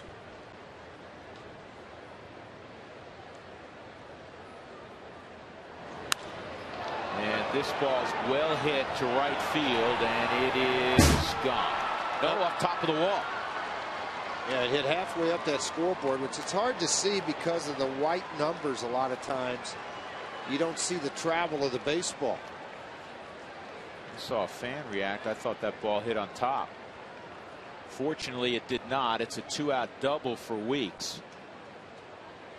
That power at the top from Corey Hart to tie it. They were hoping Ricky Weeks would get on track down at the bottom. This was an indication maybe that Weeks seeing the ball here on that third time look at Chacin, and the ball traveled right out against that wall, right next to it. It was only about 2 feet away from leaving the ballpark. At the plate. A base hit would tie it up. Strike one. McGee a ground ball to short and a ground ball to second.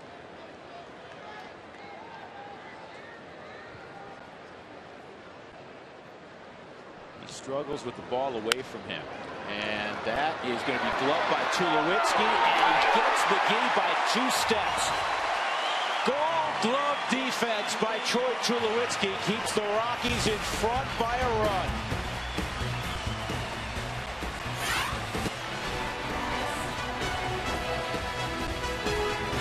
Special play by a special player.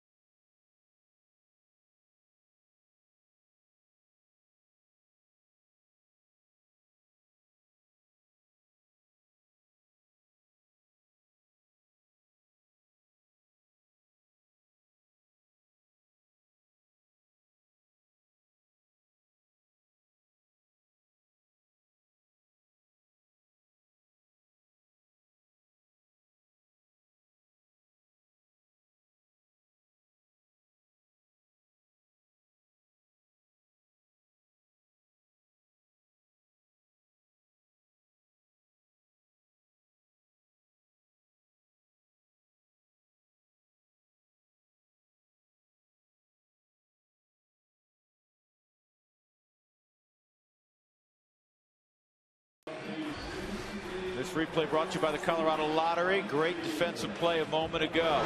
Casey McGee hits it up the middle on one hop, and a great break on the baseball by Tulowitzki, and then that spin, and always the accurate throw. Great footwork. Ricky Weeks would have scored the equalizer. Instead, we'll go to the bottom half of the inning with the Rockies still in front by a run.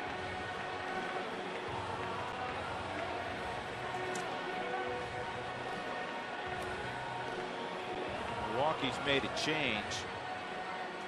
Marcotte's in left field for Ryan Braun, so maybe that calf is reappeared. Yeah, flared up on Braun.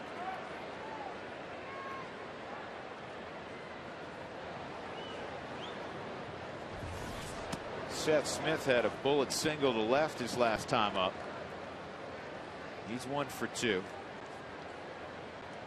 And a flip-flop in the order tonight. You know, George, all the damage for the Rockies has been done in the bottom of the order. Last night it was the top of the order taking care of business. Well, very similar to what it was its first night in here with Milwaukee. They had 20 hits. 9 of them, or 10, may have come from the bottom of the order for the Rockies. Well, tonight the top 4 in the order are a collective 0 for 11 and a walk. But the bottom 5 have 5 hits, a sac bunt, and a walk.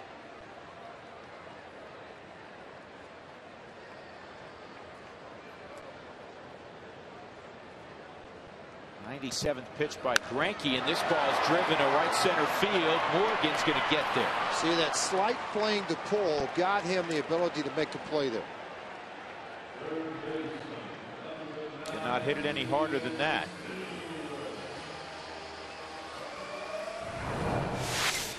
So you see where he's shading a little bit up here in the outfield, and I think that's the one thing that he's doing a pretty good job of. Now all of a sudden he's able to get a break. He's already got an 8 to 10 yard jump on the baseball.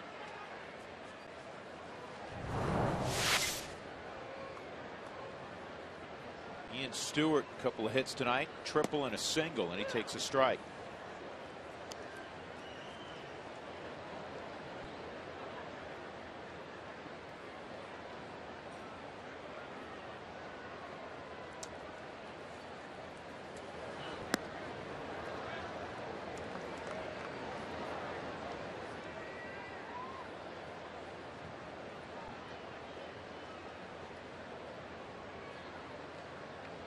Now a final. Arizona has defeated the Dodgers 3-2.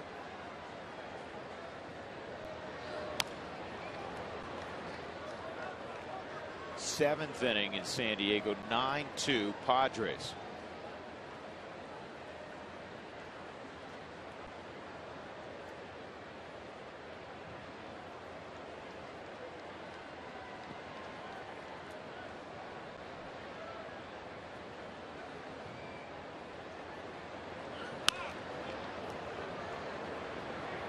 Stewart spoils that one.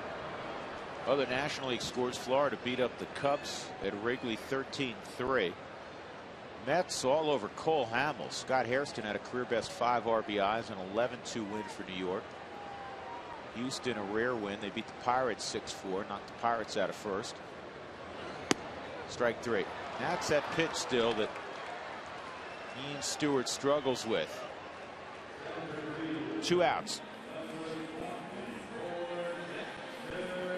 That inner half fastball that has a little bit of tail back to it at times can get it. 6th strikeout, or excuse me, 7 strikeouts. For Greinke, 6 have been looking. Here's Dexter. Excuse me, 5 have been looking. Down low on Fowler. Reached on a strikeout and an error on the catcher, Lucroy. And then would score a run. That was back in the 2nd inning. Had a successful sac bunt in the 4th.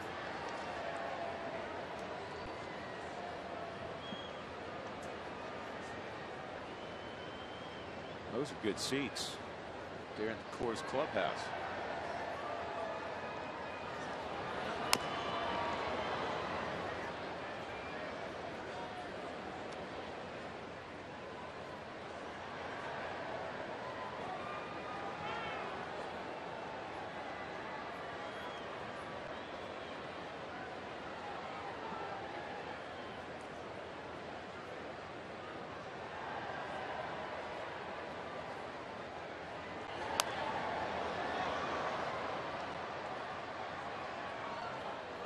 Greinke's at 105. You got to figure that Ron Renick will turn it over to the bullpen.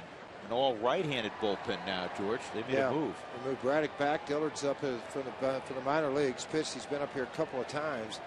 The most pitches thrown in the game this year, 116. In the start against Tampa Bay, with 7 innings, 4 hits. He struck out 10. But Corey made sure that had a little humdinger on it, didn't he? He made sure that time. Rockies go quietly in the 6th. 3-2 they lead.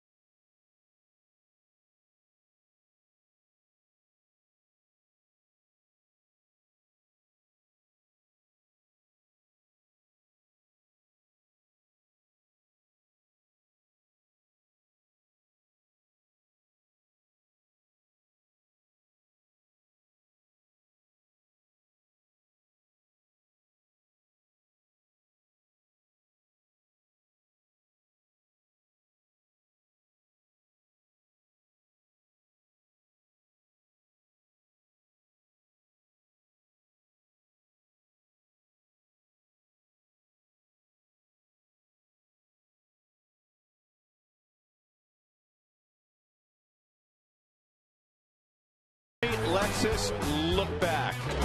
Rockies got a jump on Zach Greinke, 2 outs in the 2nd inning. This was a huge play in this ball game. The throw tailed back into Dexter Fowler on a strikeout, which would have ended the inning, and then Stewart was able to walk home. He had tripled, and then Iannetta would double home Fowler, and Chacin found a hole on the left side. And Chris Iannetta came around. Rockies 3 runs right there in the 5th inning. After a 2-out walk on 4 pitches to Greinke, Chacin served up the home run, a 2-run shot to Hart, and now a leadoff single for Josh Wilson in the 7th inning back live. And the tying run aboard for Milwaukee.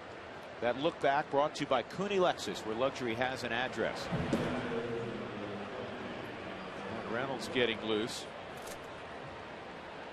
8th place hitter is Jonathan Lucroy. Ryan Braun removed from the game, tightness in his left hamstring and calf. And his #1 pinch hitters, Craig Counsell's 4 for 26 with 2 RBIs. Next in line is Kotze. He's already in the ball game. The thing about Counsell, George, 0 for 24 so far, 25. Well, There's Troy Hawkins warming up for the group here. He's 0 for his last 31. Yeah, it's not pretty. But Troy Hawkins, but then again, you look the other side of it, and you say, well, it's due. You know, if you're managing him, you're saying this guy's hit his whole career. Maybe it's time he'll get a hit. Well, Counsell was in the game last night. He started at 3rd. George Kataris pinch hit. He's the other lefty bat. There's Counsell. 1-0 on Lucroy.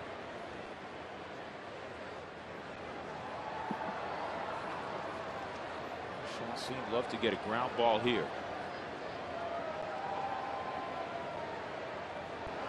Runner going. It's a hit and run. Fouled off.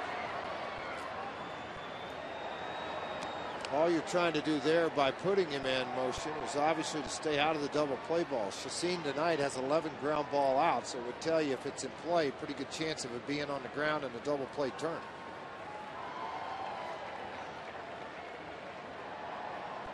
For the moment, Greinke is in the on-deck circle.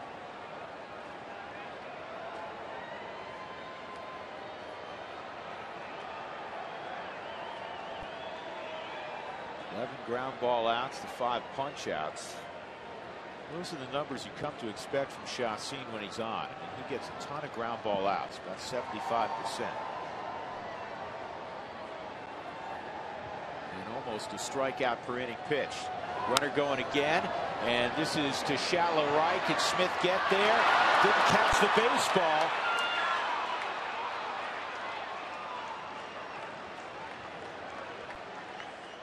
And it will be scored a base hit, and now you have 2 on, nobody out.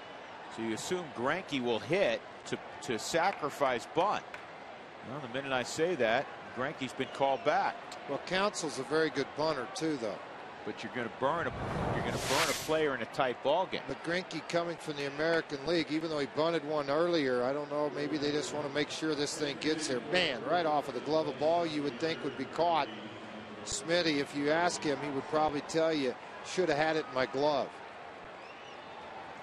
And George, if he makes that catch, he may double up Josh Wilson. Yeah, depending on how fast he could pop up, you're right.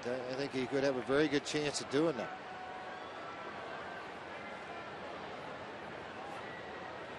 So Counsell will pinch hit.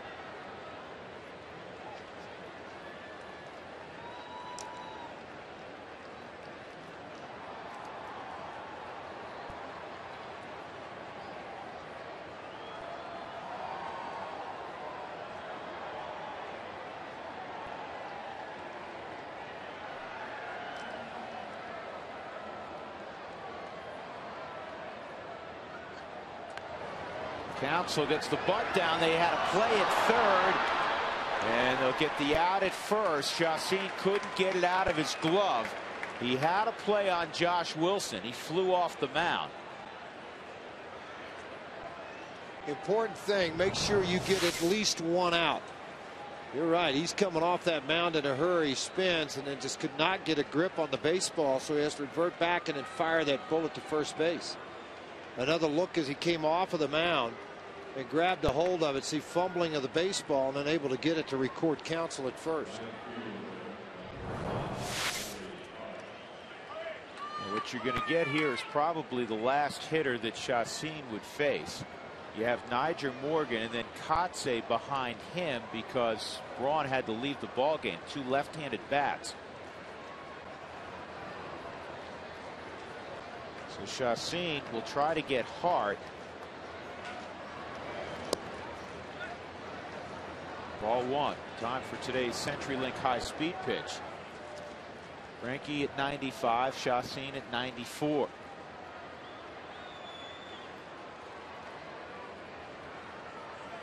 Hart a 2-run home run and 2 punch-outs.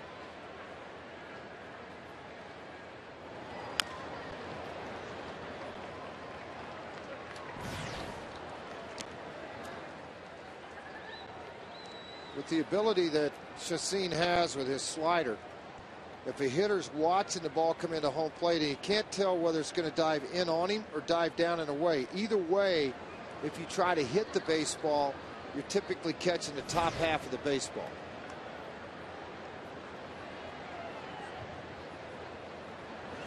And he clipped. Boy, that got 2 guys. They got Iannetta too. Ricocheted right off on the knuckle. And now the bases are loaded. You have Morgan coming up. And I'm sure you'll see Matt Reynolds.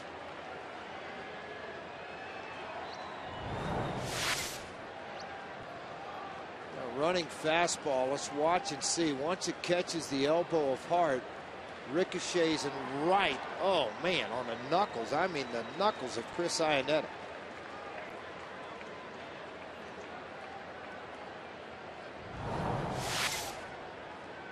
So Chacín goes 6 1/3. And Matt Reynolds will be asked to get 2 outs with the bases full of Brewers.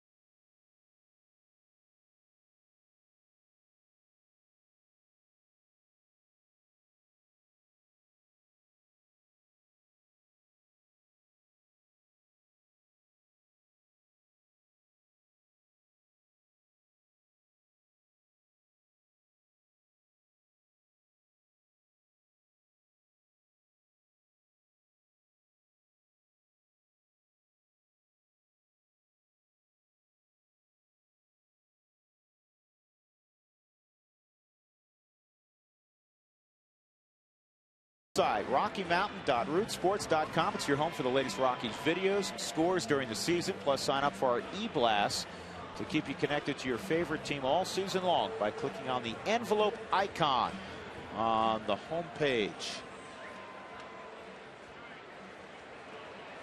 Here's the situation. The Rockies are leading 3-2, top of 7. Matt Reynolds is on. The bases are loaded, and Nyjer Morgan's at the plate. Morgan blessed with great speed. And the reason Matt Reynolds is in the ball game, first batter efficiency retired 77% of the time. The National League average is 69. That's a good number for him. The other thing, he's inherited 27 would-be base runners that could score. Only 2 have scored. And Morgan drags a bunt, and it's flipped by Helton too high, and here comes the go-ahead run. And Morgan's going to go to second. That didn't turn out well. A rare error by Todd Helton. He just tried to glove flip it to Iannetta, and it went way over his head. 2 runs score. The Brewers are up 4-3. Still 1 out, and Mark Kotsay coming up. Well, again, it's much like a pitcher on a squeeze. The only opportunity Helton has to get this to home plate for the out is try to scoop the baseball and then flip it. It just hung in the glove so long. Todd recognized it's over the head of Iannetta the minute it left the glove. He turns it up full speed to get to the backstop. He's going to run by Iannetta to get to the baseball. And by that time, the other run had scored, and now it's a 4-3 Brewer lead. Second error of the season for Todd Helton.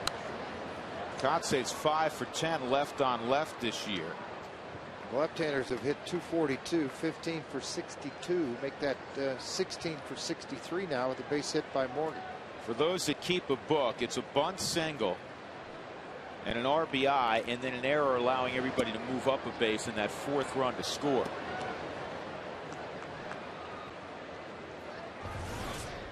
And for Chacin, who's lost 3 straight decisions, George, the only thing he can get today that would be positive would be a no decision. He's on the hook now. And this is to center field. Here comes Dexter, and here comes Corey Hart, and he is safe. Wow. Boy, Iannetta's not happy at all about that. And he just got thrown out of the ball game. I have never seen Chris Iannetta that angry. Ever.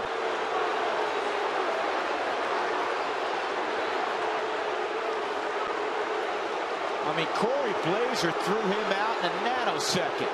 He slammed the mask to the ground. Corey got quick with it. The tag's right out here. Jim's going to go with him. And you know what? And I don't blame Jim for this because of Iannetta's emotion.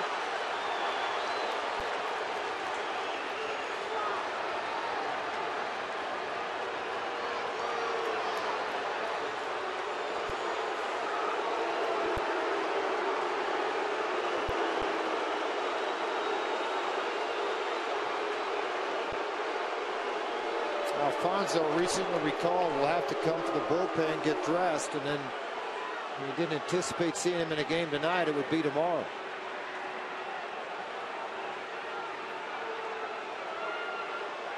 We'll check. I think that's got to be the first career ejection for Iannetta. Here's the throw by Fowler. It's right on the money. Iannetta's got the baseball, and he tags. He's out. And he looks out. I mean, Corey's right in the right place to make this call, but did that foot get in first? No, it did not. And that's why Iannetta's mad. You're going to really see it here. Great pickup by Chris. Yeah, ground down, tag applied. Out there. Well, that doesn't show the plate. Yeah, you can't see the plate there. I mean, the tag's up on the thigh area. You see Matt Reynolds back there backing up the throw. I think the previous angle. Now the mask, he slammed the mask down just to show him.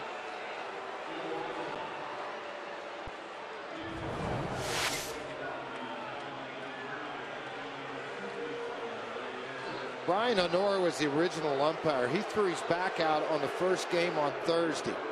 So what happened is Corey Blazer showed up in the 5th inning of the ball game on Thursday night. I think this is the definitive angle. Watch his foot. Tag before, and because the foot, George, the lead foot's up in the air, and it doesn't contact that corner of the plate.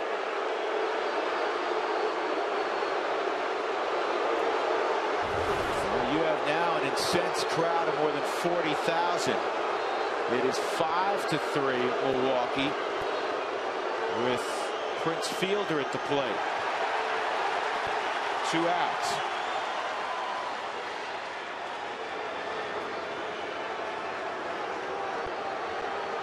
Morgan still at second.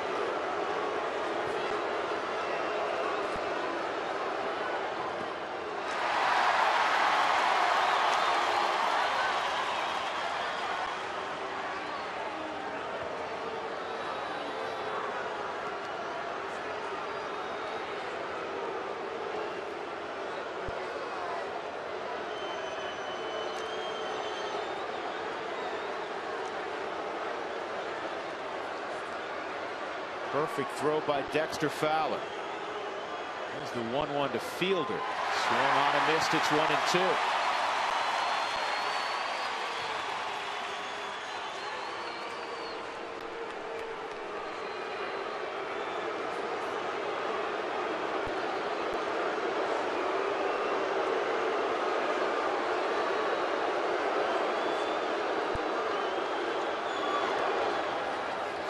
And Morgan's going to move up. Alfonso couldn't find the baseball initially.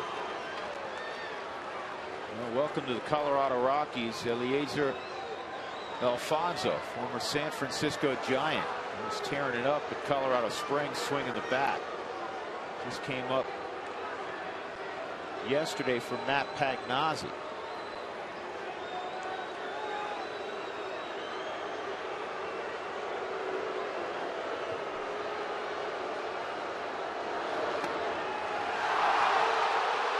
Anything close involving Corey Blazer, the home plate umpire, he's going to hear it. The pitch was off the plate. Brewers up 5-3. They have scored 3 times here in the top of the 7th.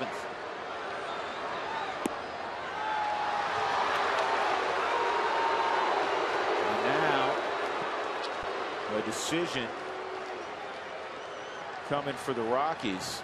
Jim Tracy was ejected. Tommy Runnels is running the club. You have a right-handed bat in Ricky Weeks. Do you want Betancourt? That's what's going to happen. And Tommy Runnels will come out, even though right-handers have hit only 163 against Matt Reynolds for the season. Betancourt will come on to face him.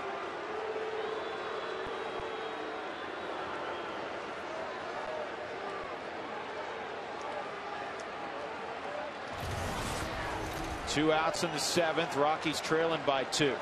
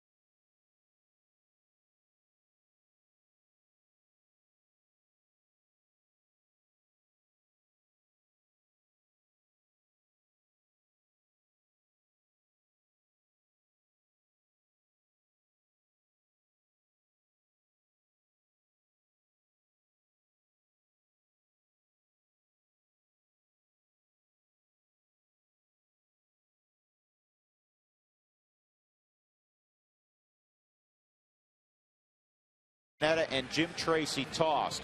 And you can see why when this tag's applied right here. Watch when the front foot hits. Tag has been applied there. There is 6 to 8 inches space in between his foot and home plate. And Chris Iannetta, you're correct. A lot of frustration there, and I don't blame you.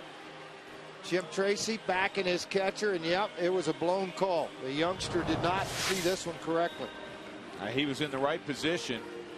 He just didn't get it right. And for Chris to have that kind of reaction, knowing him, he knew right away. He knew that the runner was out. He just wouldn't react in that fashion any other way. Rafael Betancourt on for the 40th time. His assignment to get Ricky Weeks. Yeah, 34 strikeouts, just 7 walks in 35 in the 3rd innings. He will make you put it in play. This year has given up 6 home runs. Right-handers on the season have hit 300. 21 of his 70 against him. Typically does not inherit a lot of runners. He does here. He's only inherited 2 all year, and one of those has scored. He's got 2 on base now. 1st and 3rd, says Prince Fielder at 1st base. Morgan at 3rd. 8th man to hit here in the 7th for Milwaukee.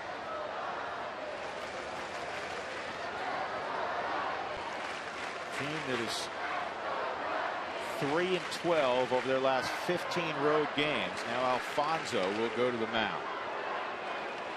Well, he has not caught any of these pitchers since spring training. And he was in minor league camp, only came over at the very end to try and accommodate, give some guys rest. So a veteran of the big leagues, he's caught 31 ball games at the big league level with 2 different organizations.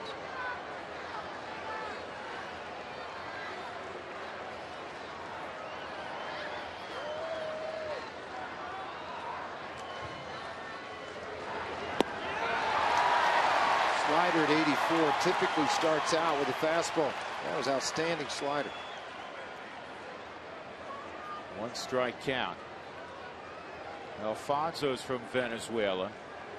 Betancourt, originally from Venezuela, makes his home in Florida now. But in talking to Alfonso, he never played with Betancourt in Venezuela in winter ball.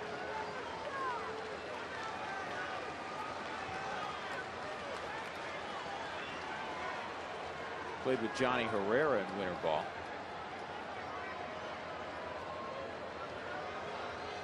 Here's the 0-1.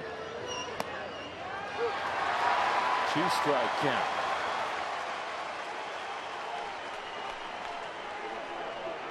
Rockies trying to get back to the dugout and regroup. They'll have 9 outs to work with offensively.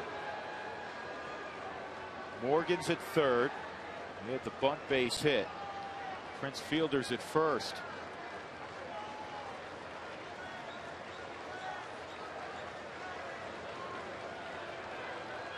There goes Fielder, and it's chopped to 3rd.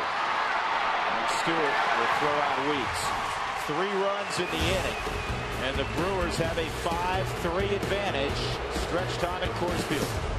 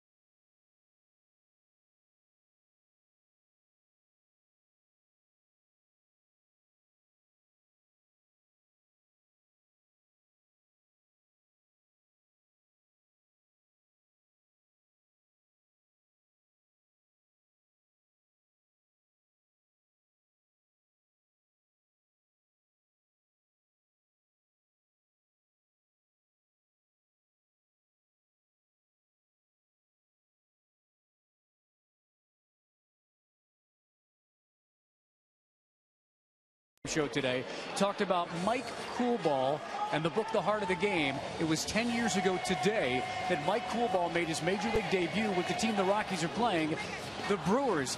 The next day, he hit his first home run, one of his two, in the big leagues. It came off of John Garland.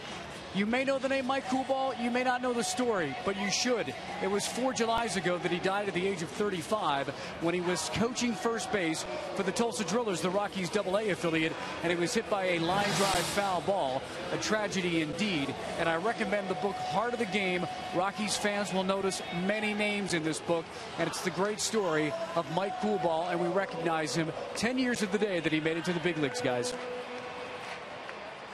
All right, Mark, thank you. And yes, that's a read I think everybody associated with the Rockies would want to make. What a tragic story, the loss of Mike Coolball 4 years ago. Yeah, no question. 14 pitches for LaTroy Hawkins on Saturday, and when he came in and pitched against the Rockies in the ball game, he was just so-so in that ball game for the Brewers. He gave 4 hits and a run in that ball game.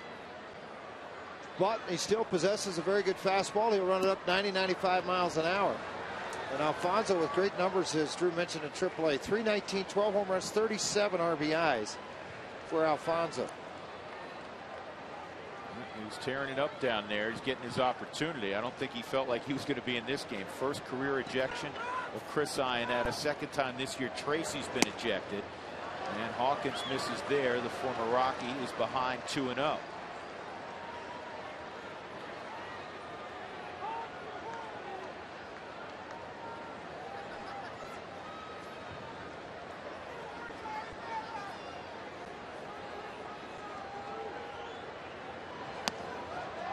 Three balls and no strikes. Spilborg's on deck. Probably the game plan for tonight, because Axford pitched an inning last night. If he goes an inning, I wouldn't be surprised to see Frankie Rodriguez come in and pitch the 8th, or vice versa. Axford the 8th and Rodriguez the 9th.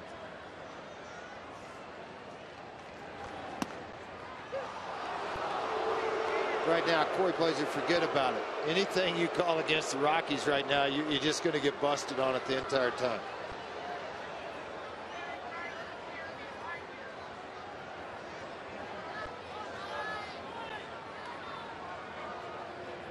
Here's the 3-1. And a base hit to right from Eliezer Alfonso in his first Colorado Rockies at bat. That'll bring the tying run to the plate in Ryan Spilborg's. He's got 5 hits in this series. And this fastball, it becomes pretty hittable because of the count. And Alfonso does a good job not trying to overpower a fastball away. Just takes it to the right side.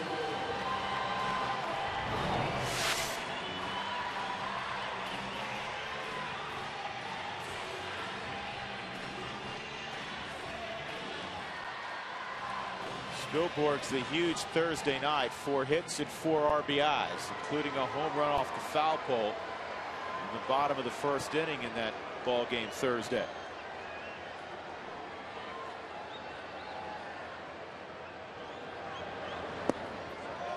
Very inconsistent, which is it's not typical of LaTroy Hawkins. He's typically a guy right around the zone. Lowe getting loose, and Lowe's one of those guys that will pound a strike zone.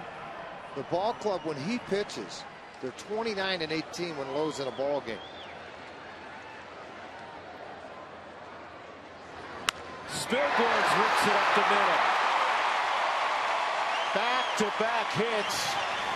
Greet LaTroy Hawkins. Nobody out in the bottom of the 7th, and here comes Cargo.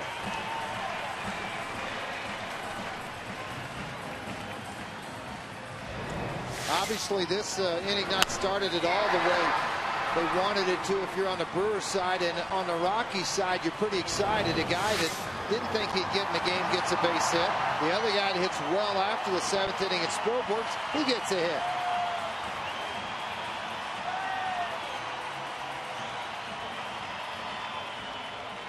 And now you're in the right part of the lineup. Hawkins is not a trick 'em guy. He's had a long and very fine career. Primarily he's a setup guy. He has closed games, but he comes after you with hard stuff. And that fits the bill at number 5 at the plate. Chop to short. Cargo's got to get up the line, and he'll beat the throw. So it's first and third, and 1 out.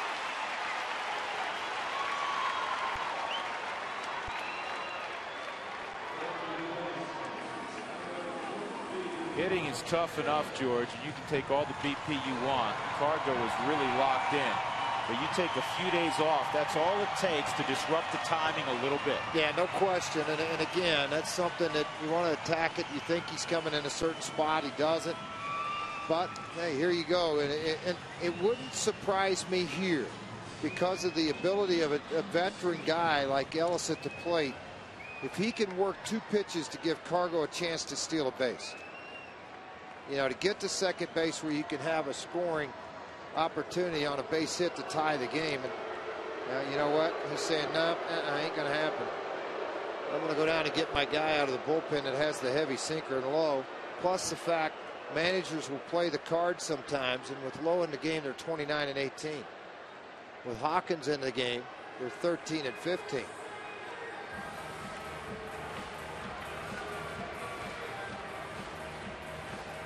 Troy Hawkins walks off. 5-3 Milwaukee.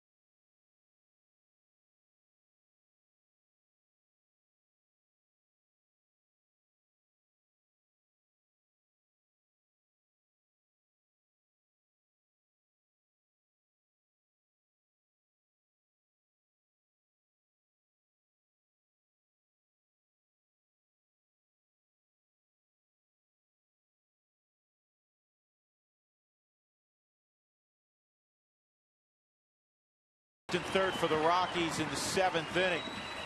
Wells Fargo customers, get your 2-for-1 Rockies tickets today by going to wellsfargo.com/Rockies. Wells Fargo Bank member FDIC. Mark Ellis is due up, and he'll face the 6'8" right-hander Cameron Lowe, originally out of Cal State Northridge. A couple of years ago, he was pitching in Japan. Yeah, well, this guy's got a heavy sinker. 48 appearances made right now for the Milwaukee Brewers. 45 innings, 41 hits, 36 strikeouts, only 4 home runs. Now, he's inherited 22 would-be base stealers, 13 has scored. He's looking for a ground ball out right now. Belisle and Lindstrom, 2 guys warming up in the Rockies bullpen. Ahead, behind type situation. The Rockies have 7 hits in the ball game, all from the number 5 spot on down. That's a strike on Ellis, who's 0 for 2 and a walk.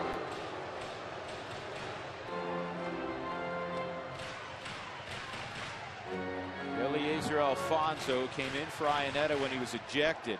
The base hit, he's now at third. Cargo reached on a fielder's choice. Lowe's got an average fastball, but plus movement. Most big, tall guys, and I mean real big, like 6'8" big, George, as you know, are typically slower to the plate. They are slower to the plate. They have to watch and see. A lot of those guys will try to utilize the slide step. to get quicker. He's doing the fake third thing here. They didn't get anybody.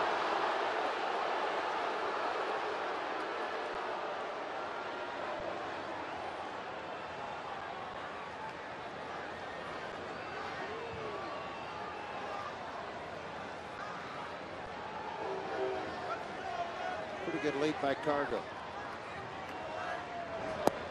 And that's in there. It's 0-2. Two fastballs at 89 miles an hour. And again, I talked about average on his fastball. When I say average, it's not demeaning because it's 88 to 91. It has plus movement on the fastball, which means late action at the plate for you to do something with it. Ellis is 2 for 15 against low, so that tells you maybe a little bit why Renicky went to him to face this right-hander. Sweeping slider there on an 0-2 count. You just end up being a little bit defenseless. 2 outs, and Helton will come up.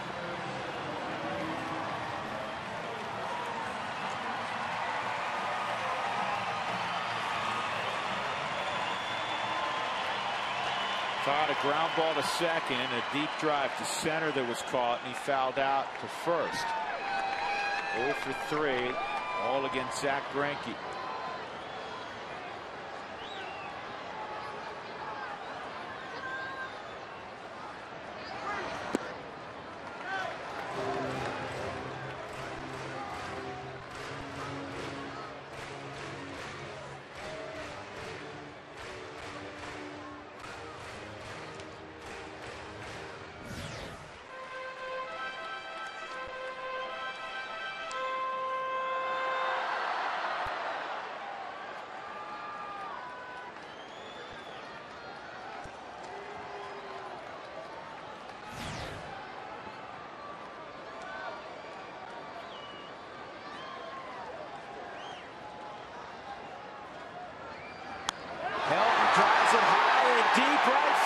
Did he get it? Off the top of the wall. Gonzalez around third will come home and score the equalizer. Todd Helton coming through.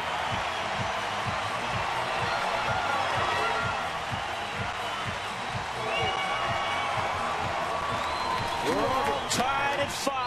2-run double from number 17. 45 RBIs now. 2 RBIs for Todd Helton last night. 2 more here tonight. And just shy of hitting his 11th home run of the season. Because this was a spinner that stayed up in the zone trying to go backdoor with the slider. Helton loaded to the back leg, so he had full explosion with this, his favorite black bat. And I mean, just inches from not getting out of this ballpark.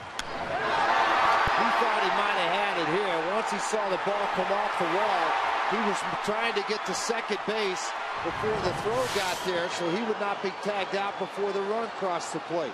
Tied at 5. Tulowitzki back up the middle. On through, base hit. Helton around third. Morgan up with the baseball. Throw off line. Now the throw to second, and the Rockies run into an out, but they take a 6-5 lead.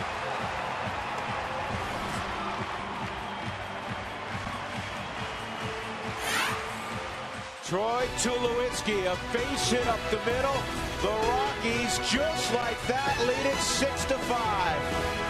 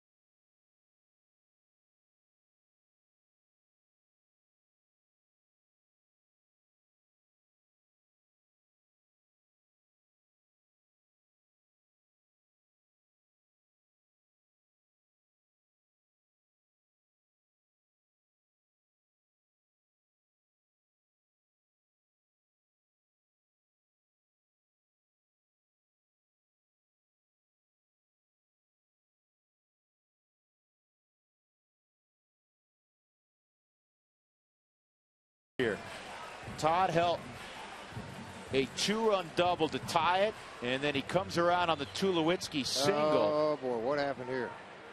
Is it Troy? They're double checking it. Yeah.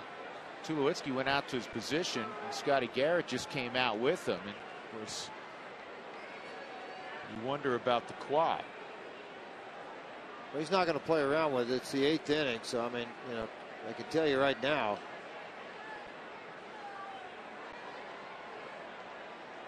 Troy, you can read his lips. He's saying, I'm fine. Tommy Runnels, he wants to hear that about 2 more times. He wants to be positive. I mean, if you pulled him out, George, you got 6 outs to go. Tulo got the hit, but also made the last out.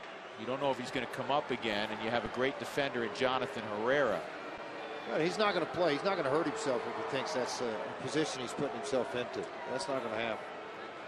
Well, Lindstrom, 41st appearance for him, an earned run average 275 in last night's win. Lindstrom worked an inning, had 1 strikeout before handing the ball over to Houston Street.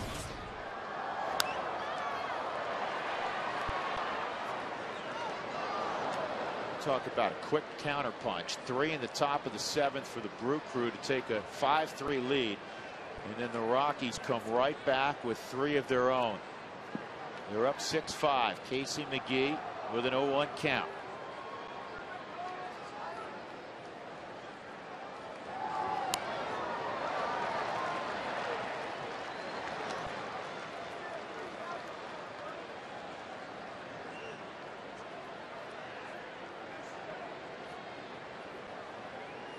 Two of the 3 runs charged to LaTroy Hawkins.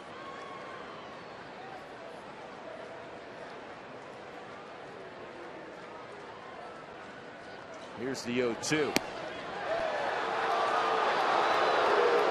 98 miles an hour just off the plate.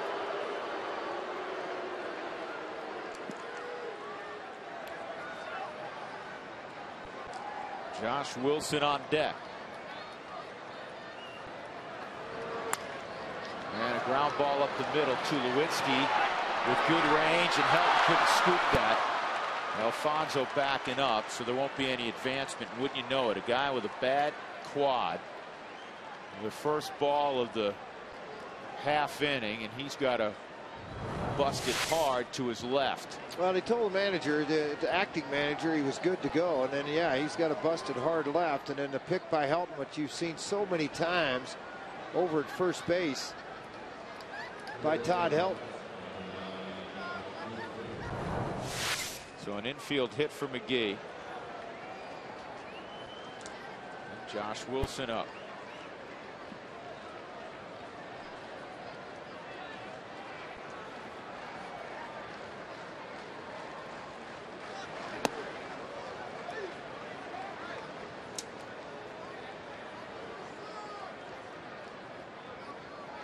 A little bit of that'll grab your attention. Single in the 7th now for Josh Wilson. He got things going for their ball club.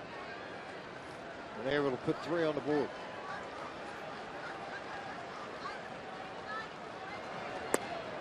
2-0 on Wilson.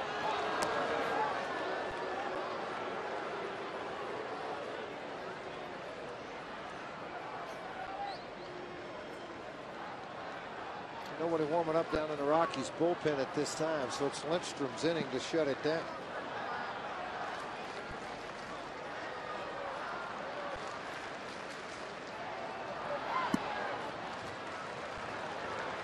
Now a 3-0 count.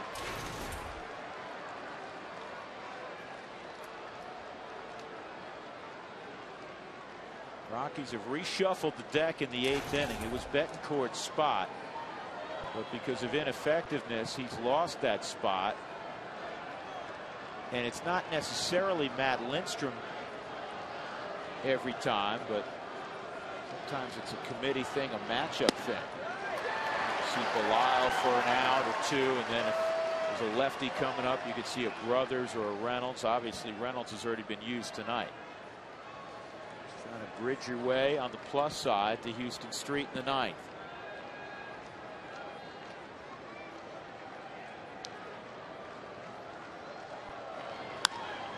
And that's a base hit to left. 2 are off.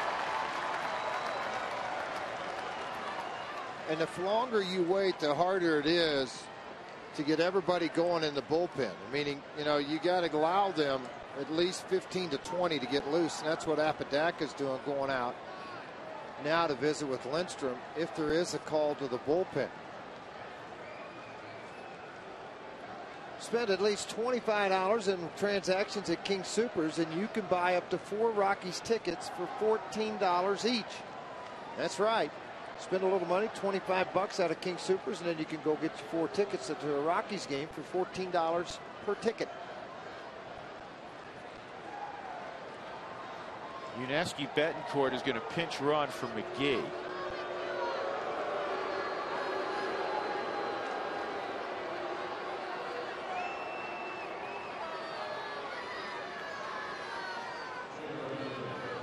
He'll come in and play shortstop. Wilson will slide to third in all likelihood.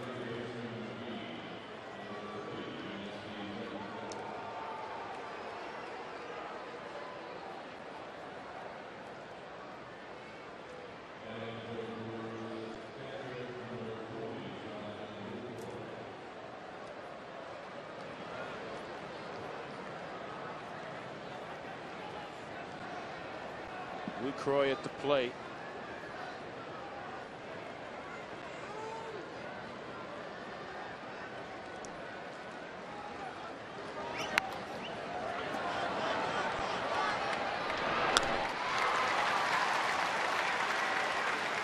Second and third after the sacrifice.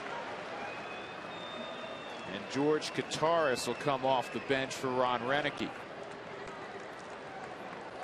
The only player left, position player left on Renicky's bench now is Gomez. Yeah, he's had to go through his bench with all the changes. And you mentioned earlier, remember when Counsell came up and he bunted and sacrificed, you basically burnt one of your position guys coming off of your bench. So now you've cut your bench short with 2 innings to play in the ball game.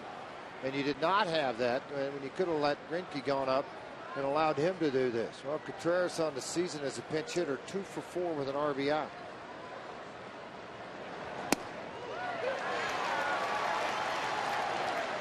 Milwaukee is 1 for 6 on the night with runners in scoring position.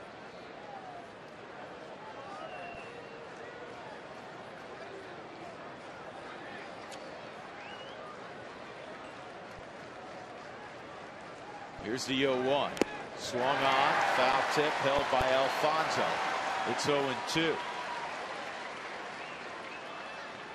George, how difficult was that when you all of a sudden found yourself in a major league game throwing a guy that you just met the day before for the first time? That's difficult, you know, and that's where you say, hey, big boy, it's the big leagues. This is what I throw. You better catch it. You know, and you kind of take over the play calling of where you want to throw the baseball, not so much of what he wants to throw.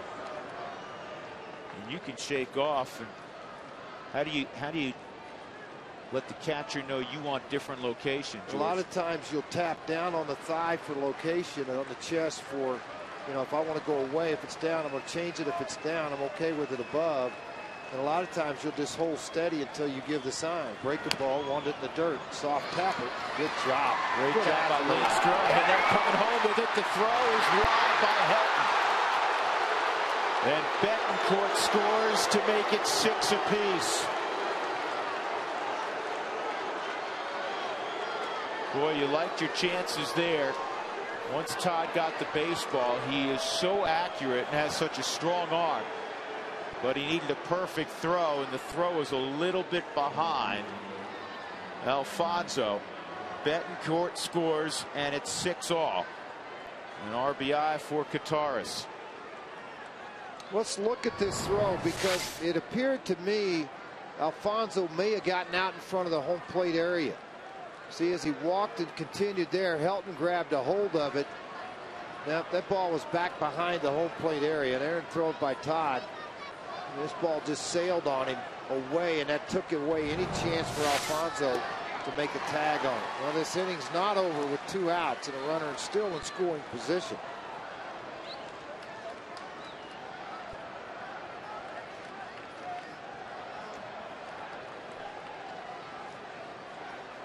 One strike to count. on Corey Hart, the go-ahead run, and Josh Wilson at second. And Alfonso boxes that one. And you know, you go back to the conversation we just had, George, from a catching perspective, you know, you can say sinker, you can say slider, but guys have different movement. If you haven't seen it before, that's a real tough assignment. Can't say it at 97, 98 miles an hour and it sails. It's a little different than being 90 and sailing.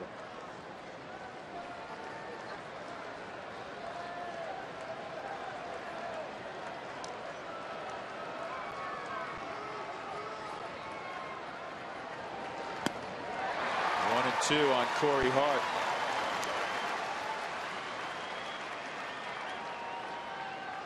This game was rolling along for Chassin, 3-0 until Corey Hart, with 2 outs in the 5th inning after a 4-pitch walk to Zach Greinke, hit a home run to left.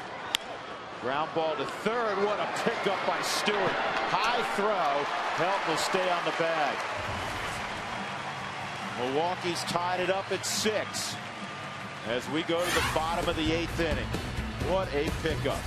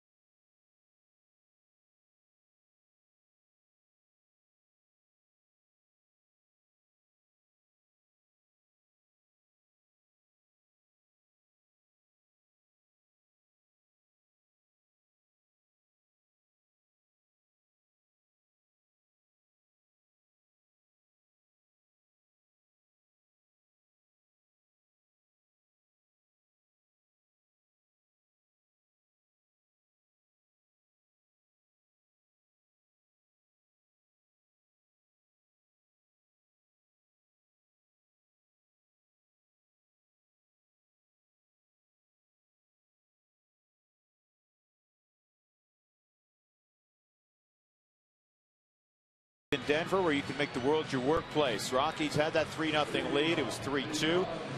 And then in the 7th inning, Milwaukee got 3 runs. Rockies countered with 3 of their own to take a 6-5 lead. And a moment ago, Milwaukee got the equalizer as Betancourt came barreling down the line on a comebacker. Josh Wilson goes to third. Yuneski Betancourt stays in the ball game at shortstop.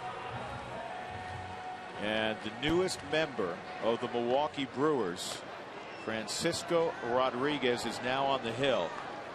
43rd Great years appearance with the Angels, and most recently with the New York Mets. 43rd game for him to appear in, 44 hits overall. He does have 34 games finished with 23 saves on the year. Seth Smith will lead it off. Houston Street throwing in the Rockies' pen. He'll be in the ball game regardless of whether the Rockies take the lead or not. And that is pulled to first. Prince Fielder will flip it to K-Rod, 1 out.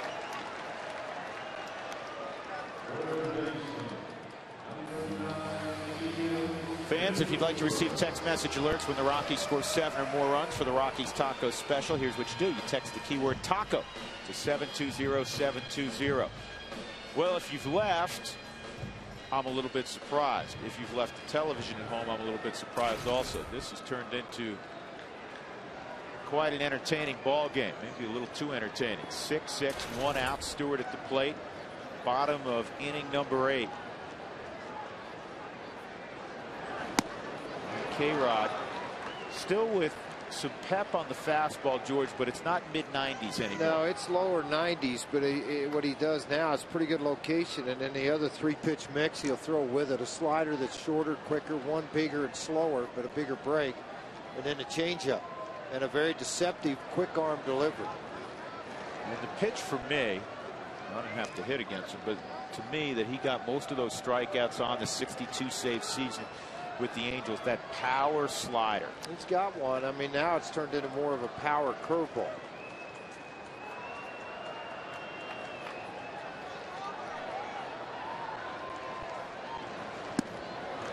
Look at changeup right there, straight down at 84. Yep, 1-2. Stewart tripling a single tonight. He's got multi-hit games in 3 of his last 4. Though we haven't seen it yet this year, he has the ability to hit it out to all fields. He stayed on that pretty well. That was another changeup. K-Rod tried to go back-to-back on him. Fowler on deck with 1 out.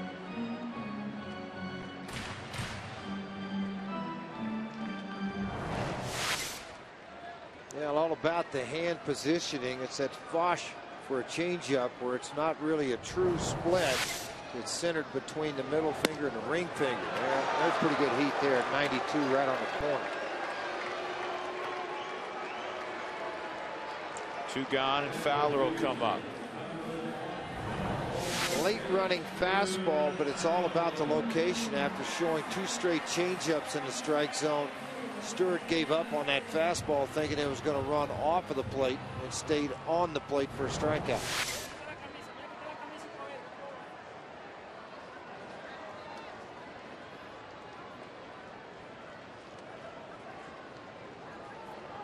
Dexter 0 for 2 and a sacrifice.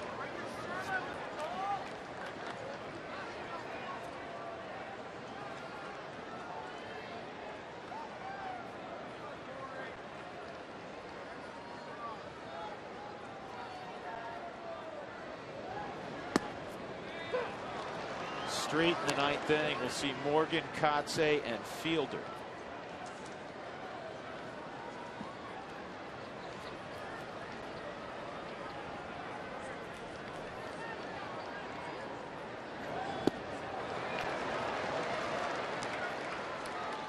One and two.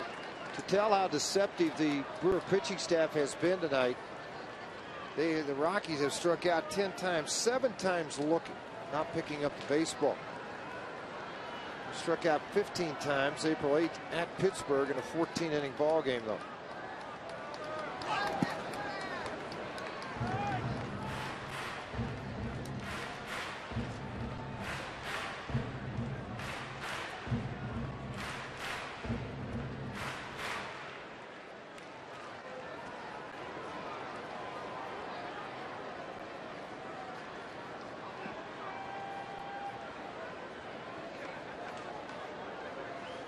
Six runs on 9 hits for the Rockies. 6 runs, 10 hits for Milwaukee. This could be a tough play. Cobbled by Fielder. And Fowler's safe. Another error on Prince Fielder, who has really struggled defensively. I'm not really sure why he would go after that ball.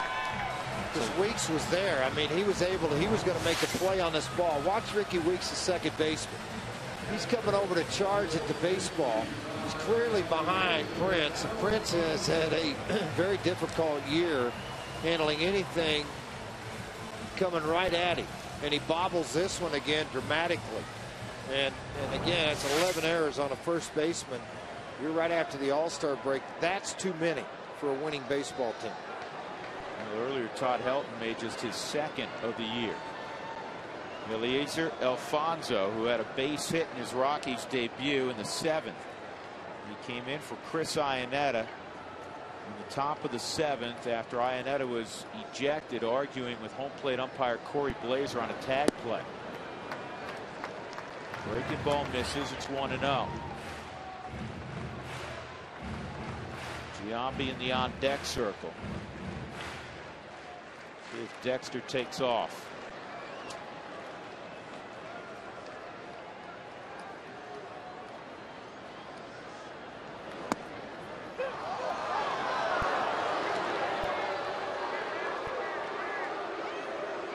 When you look to run and you look for the good fortune of getting a breaking ball count, he doesn't throw the fastball as frequently as he did in the past. So it's about a 50-50 split that you're going to get something off speed to run on. And a pop up to shallow center field. We'll go to the ninth inning. The Rockies 6 and the Brewers 6. Street will be on board.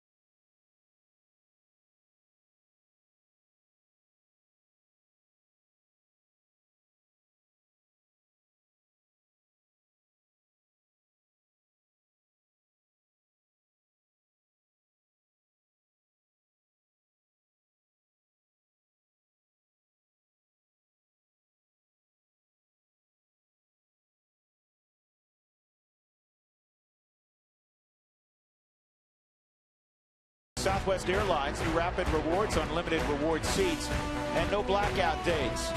By the Colorado Lottery, don't forget to play. And by Sonic, America's drive-in, it's new, it's better, it's the new Sonic Good. Lower downtown Denver, the spot, in front of well over 40,000. The Rockies and Brewers haven't decided anything through 8 full innings. We know one thing, when this game is decided, we'll go to the Toyota post-game show. Tom Helmer has all the details. Tom? Drew will be talking about heartburn. Corey Hart with a 2-run homer in this game for the Brewers. Also involved in the play at the plate. They got Iannetta and Jim Tracy ejected. We'll take a closer look at that play as well. We'll also talk about Rock's bottom of the lineup, contributing big time tonight. And we'll hear from Jim Tracy on his ejection and how this ball game plays out. It's all coming up on the Toyota postgame show. Drew? All right, Tom, thank you. Houston Street on for the 45th time. And he'll see Morgan, Kotze, and Fielder, 2, 3, and 4 in the Brewers lineup. A reminder that Kotze had to come in for Braun a couple of innings ago. Braun experiencing tightness again in that calf area, and also, we were told, the hamstring area. Well, here's the 3 numbers. Hold that graphic right there, guys. I'm impressed with 42 innings, 41 hits, innings below hits. Which I love the strikeouts, 40 and 6. You can't beat that. 40 strikeouts, just 6 walks. You're going to put it in play to beat him. If there's one stat on that screen you really alarms you, 7 home runs. Though most of those came the first couple of months. And now the official crowd, George, 46,783. Just shy of a sellout. 46,783. And this has been entertaining. And now the fans are done with the entertainment portion. They want to see the W portion. Yeah, it'd be nice now. That's why Street's on to pitch the 9th inning and a tie score. Going to let his club hit in the bottom of the 9th. Stewart's about 65 feet away because of Morgan's ability to bunt. No, he can do that. No question about that. He can really bunt the baseball, utilize his speed, and I think what he did earlier is not going to happen. He'll pop this ball up shallow left field. Cargo comes on, 1 out.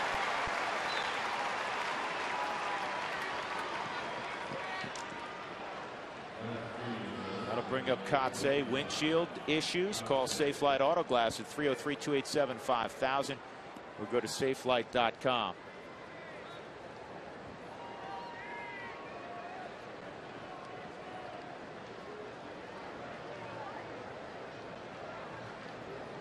Kotze's got some pop. And he's way out in front of a changeup. He's got that pinch hitting mode going, George, thinking he's going to get that first pitch fastball. He was firing away, and he gets back-to-back changeups, and he's in a ditch 0-2. Great location of the changeup, and it's all about the body when you sell the changeup when you throw it to home plate.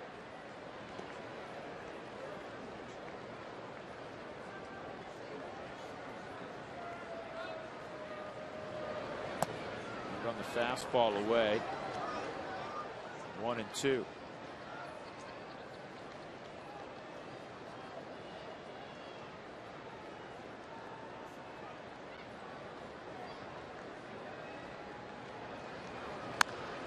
This one's pulled foul.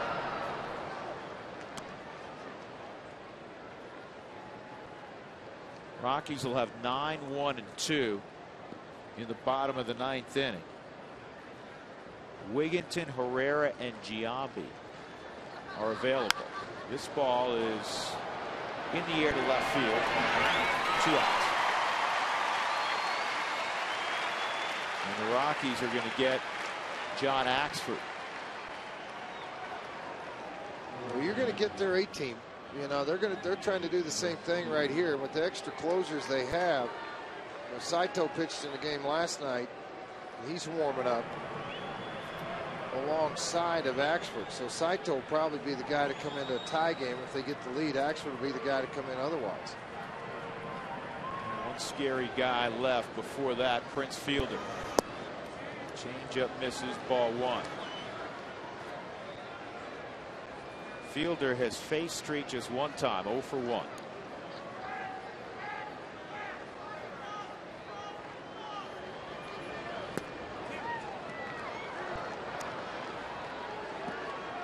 Prince in this series has had a couple of at-bats where he's just gone to the opposite field. You know what? Go ahead. He's got power to hit it out there, but these have just been singles. Street's pitching everything down and away to him except for that changeup at 81. Everything else had been away, trying to take away his power, pull power that he would have into right center and right field.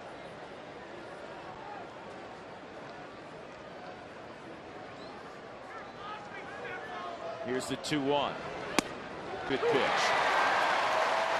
Fastball showed up. It almost looked, George, that Fielder was sitting soft. Well, he saw what happened with Kotze, so he's thinking maybe he'll go back-to-back against me too. But this he just painted outside corner. 2-2. Well, Alfonso is still showing signs. It looked like Street was ready to go. Here's the 2-2 to Fielder. He went changeup. It's 3-2. I would think that may show up again here, George. Well, it's good enough 2-2. That's the old adage. If it's good enough 2-2, you're going to fire it out there again at 3-2. 2 outs, top of 9, 6 apiece.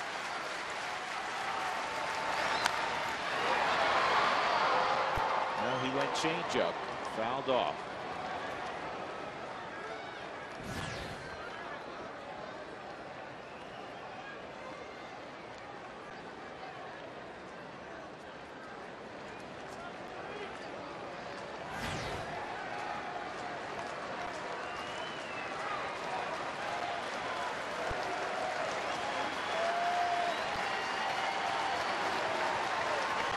Two once again, way inside on a fastball. And Fielder will go to first. I was going to go with that hairdo this year, George, and I got talked out of it. Well, you would have had complications, that's for sure. Well, I think the sides probably would have stood up okay. I'm not sure about the top. Yeah, the middle, I would have had to. I would have had to see somebody special. Well, a few times, Doug, I've seen him lost for words. Well, I was trying to find, you know, Dr. Rogaine maybe. Ricky Weeks.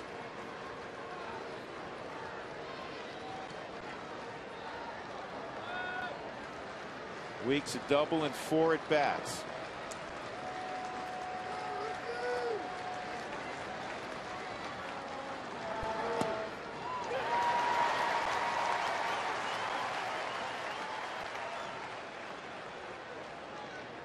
Street in large part learned his craft from his dad, James. Known for his football exploits at the University of Texas, but he was quite a pitcher. This ball's hit well to center field. Fowler going back. He's got a lead. You can't get it. Ricky Weeks, 2-run homer.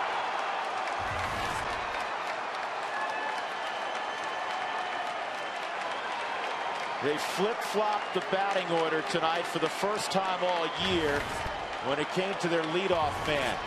Corey Hart slipped to the 1 spot. He hit a 2-run home run earlier. Ricky Weeks dropped to the 5 spot, and he just hit a go-ahead 2-run home run in the 9th.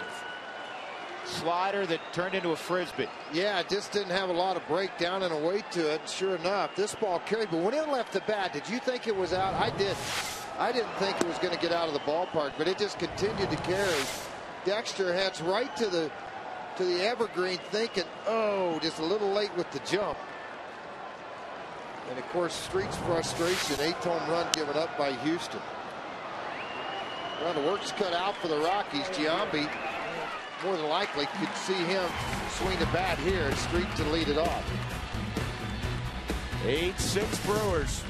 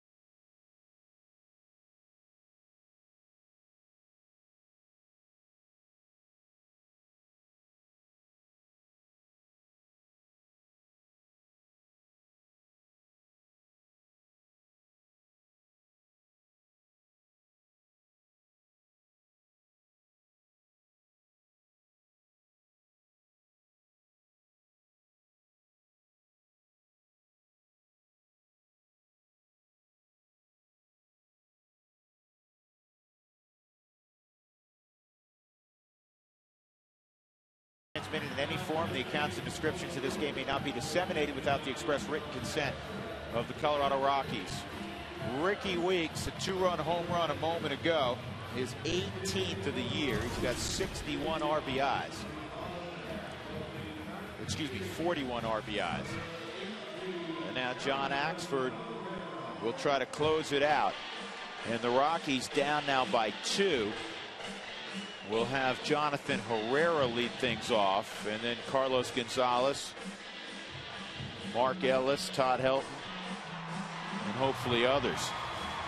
Because of that 2-run home run, you remove Jason Giambi from the equation for a while. Well, the only place you might look at him is if 1 out, runner on first, and he'd hit for Ellis for the 1 swing of the bat.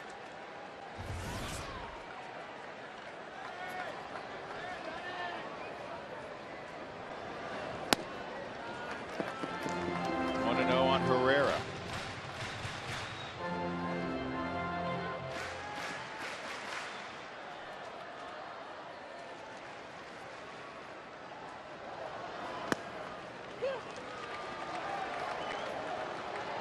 The 8 home runs given up now by Houston Street, a career high. He gave up 7 in 2009.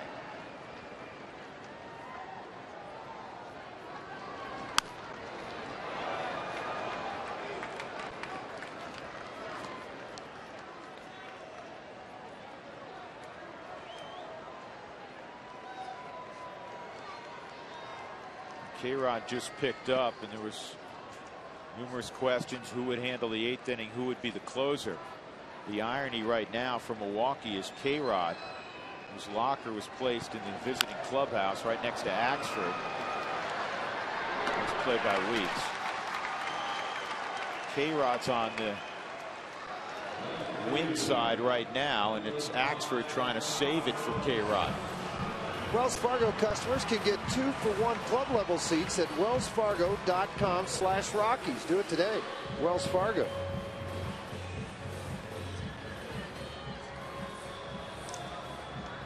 Cargo has returned to the lineup 0 for 4 tonight, though he scored in the 7th inning after reaching on a fielder's choice.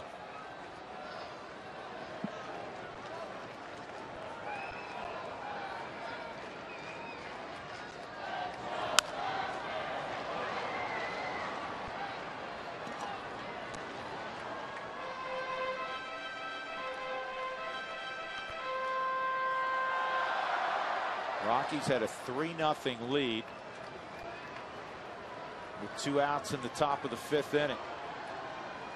He took a 6-5 lead to the 8th inning.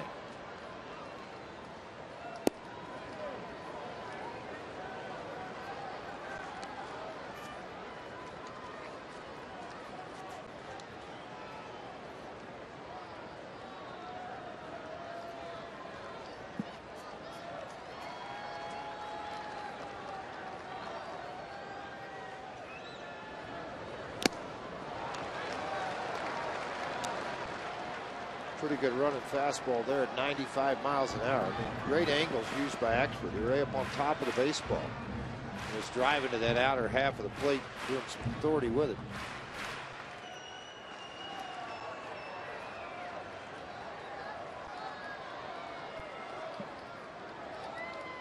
One and two.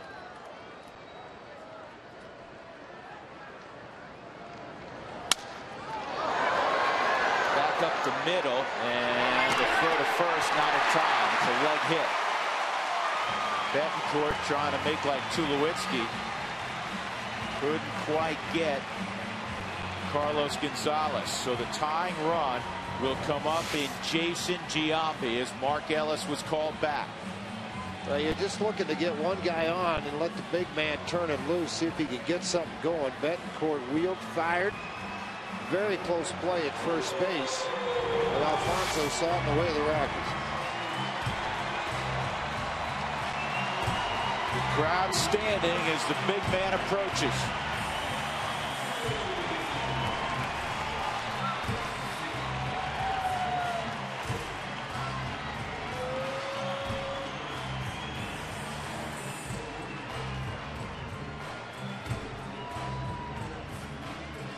Rick Kranitz, pitching coach from Milwaukee, out on the hill. Hey, listen, I don't know if you heard of this guy, but he's had a really good career, and he can hit the ball really far. Very, very far. Don't give him a fastball middle half in. He struggled as a pinch hitter. He's 2 for 20 with 2 RBIs. But if he cheats on the inside fastball, son, we're going to be going another inning. I'm just telling you.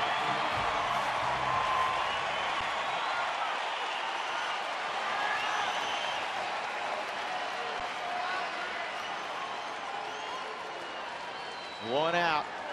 Here we go.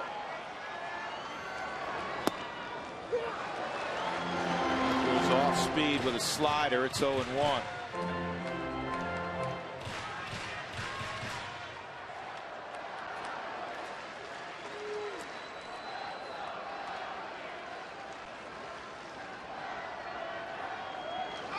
Gonzalez takes off. 15 stolen base.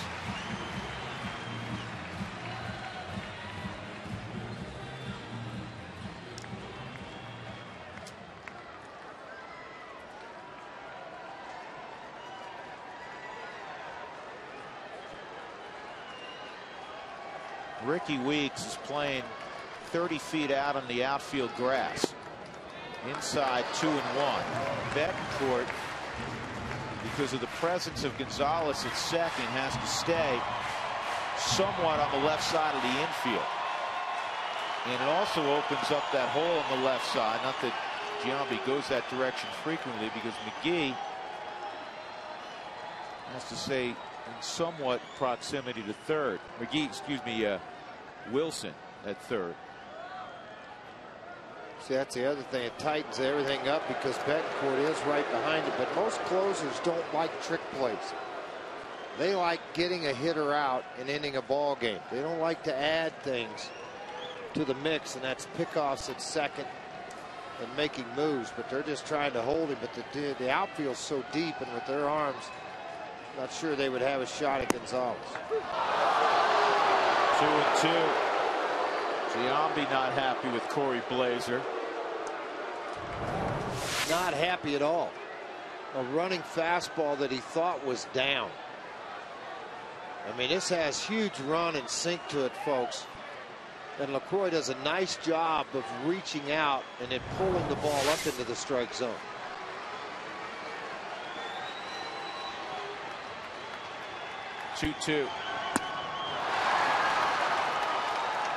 Two outs.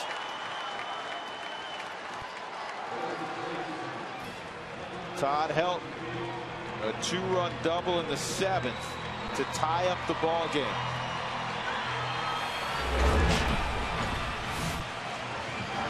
Nearly hit it out. That was against Cameron Lowe.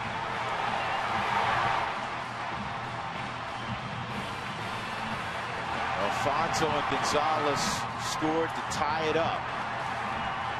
Tulowitzki would knock in Helton a moment later to make it 6-5. And you know, Todd was disappointed on that squeeze bunt by Morgan that he made the error. And at some point in the game, in his mind, he's thinking, I've got to do something offensively to get us back in it. And he did it in a big way with that double. And knowing Todd, the perfectionist that he is, he may be even more angry with the throw to the plate that was wide of the mark. There's a base hit to center field. Here comes Gonzalez. It's a 1-run game.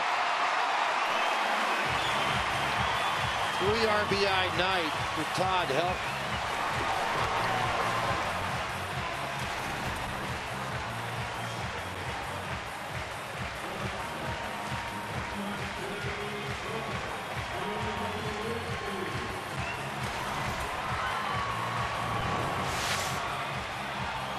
One look at this. See the fingers split out trying to get a sinker down. You played right into Helton's hand. That ball smoked right back up the middle. 46 RBIs for Todd Helton now. Troy Tulowitzki 1 for 4.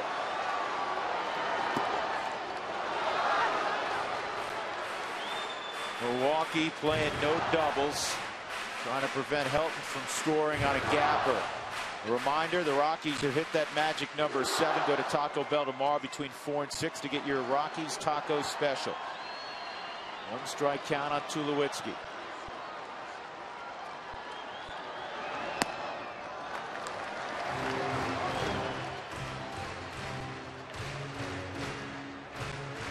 Smith on deck.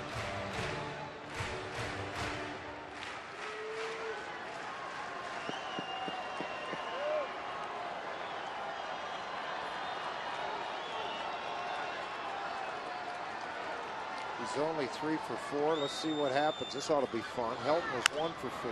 Ground ball to third. And that's the ball game. Disappointing loss for the Rockies. They had a 3-0 lead in the middle innings. They had a 6-5 lead in the 8th inning and could not hold it. And they end up falling 8-7 tonight to Milwaukee. So the momentum of the first 2 nights hits a little hiccup here on Saturday night. Tonight's delivery of the game is brought to you by Jimmy John's, America's favorite sandwich delivery guys. Ricky Weeks with 2 outs against Houston Street, the top of the 9th. Just over the reach of Dexter Fowler. And that provided the difference tonight. As Milwaukee wins it 8-7. K-Rod in his first appearance with Milwaukee gets the win. Hansford is 24 save, 21 in a row. Street takes the loss. He's 0-3. Stick around. Post-game shows next.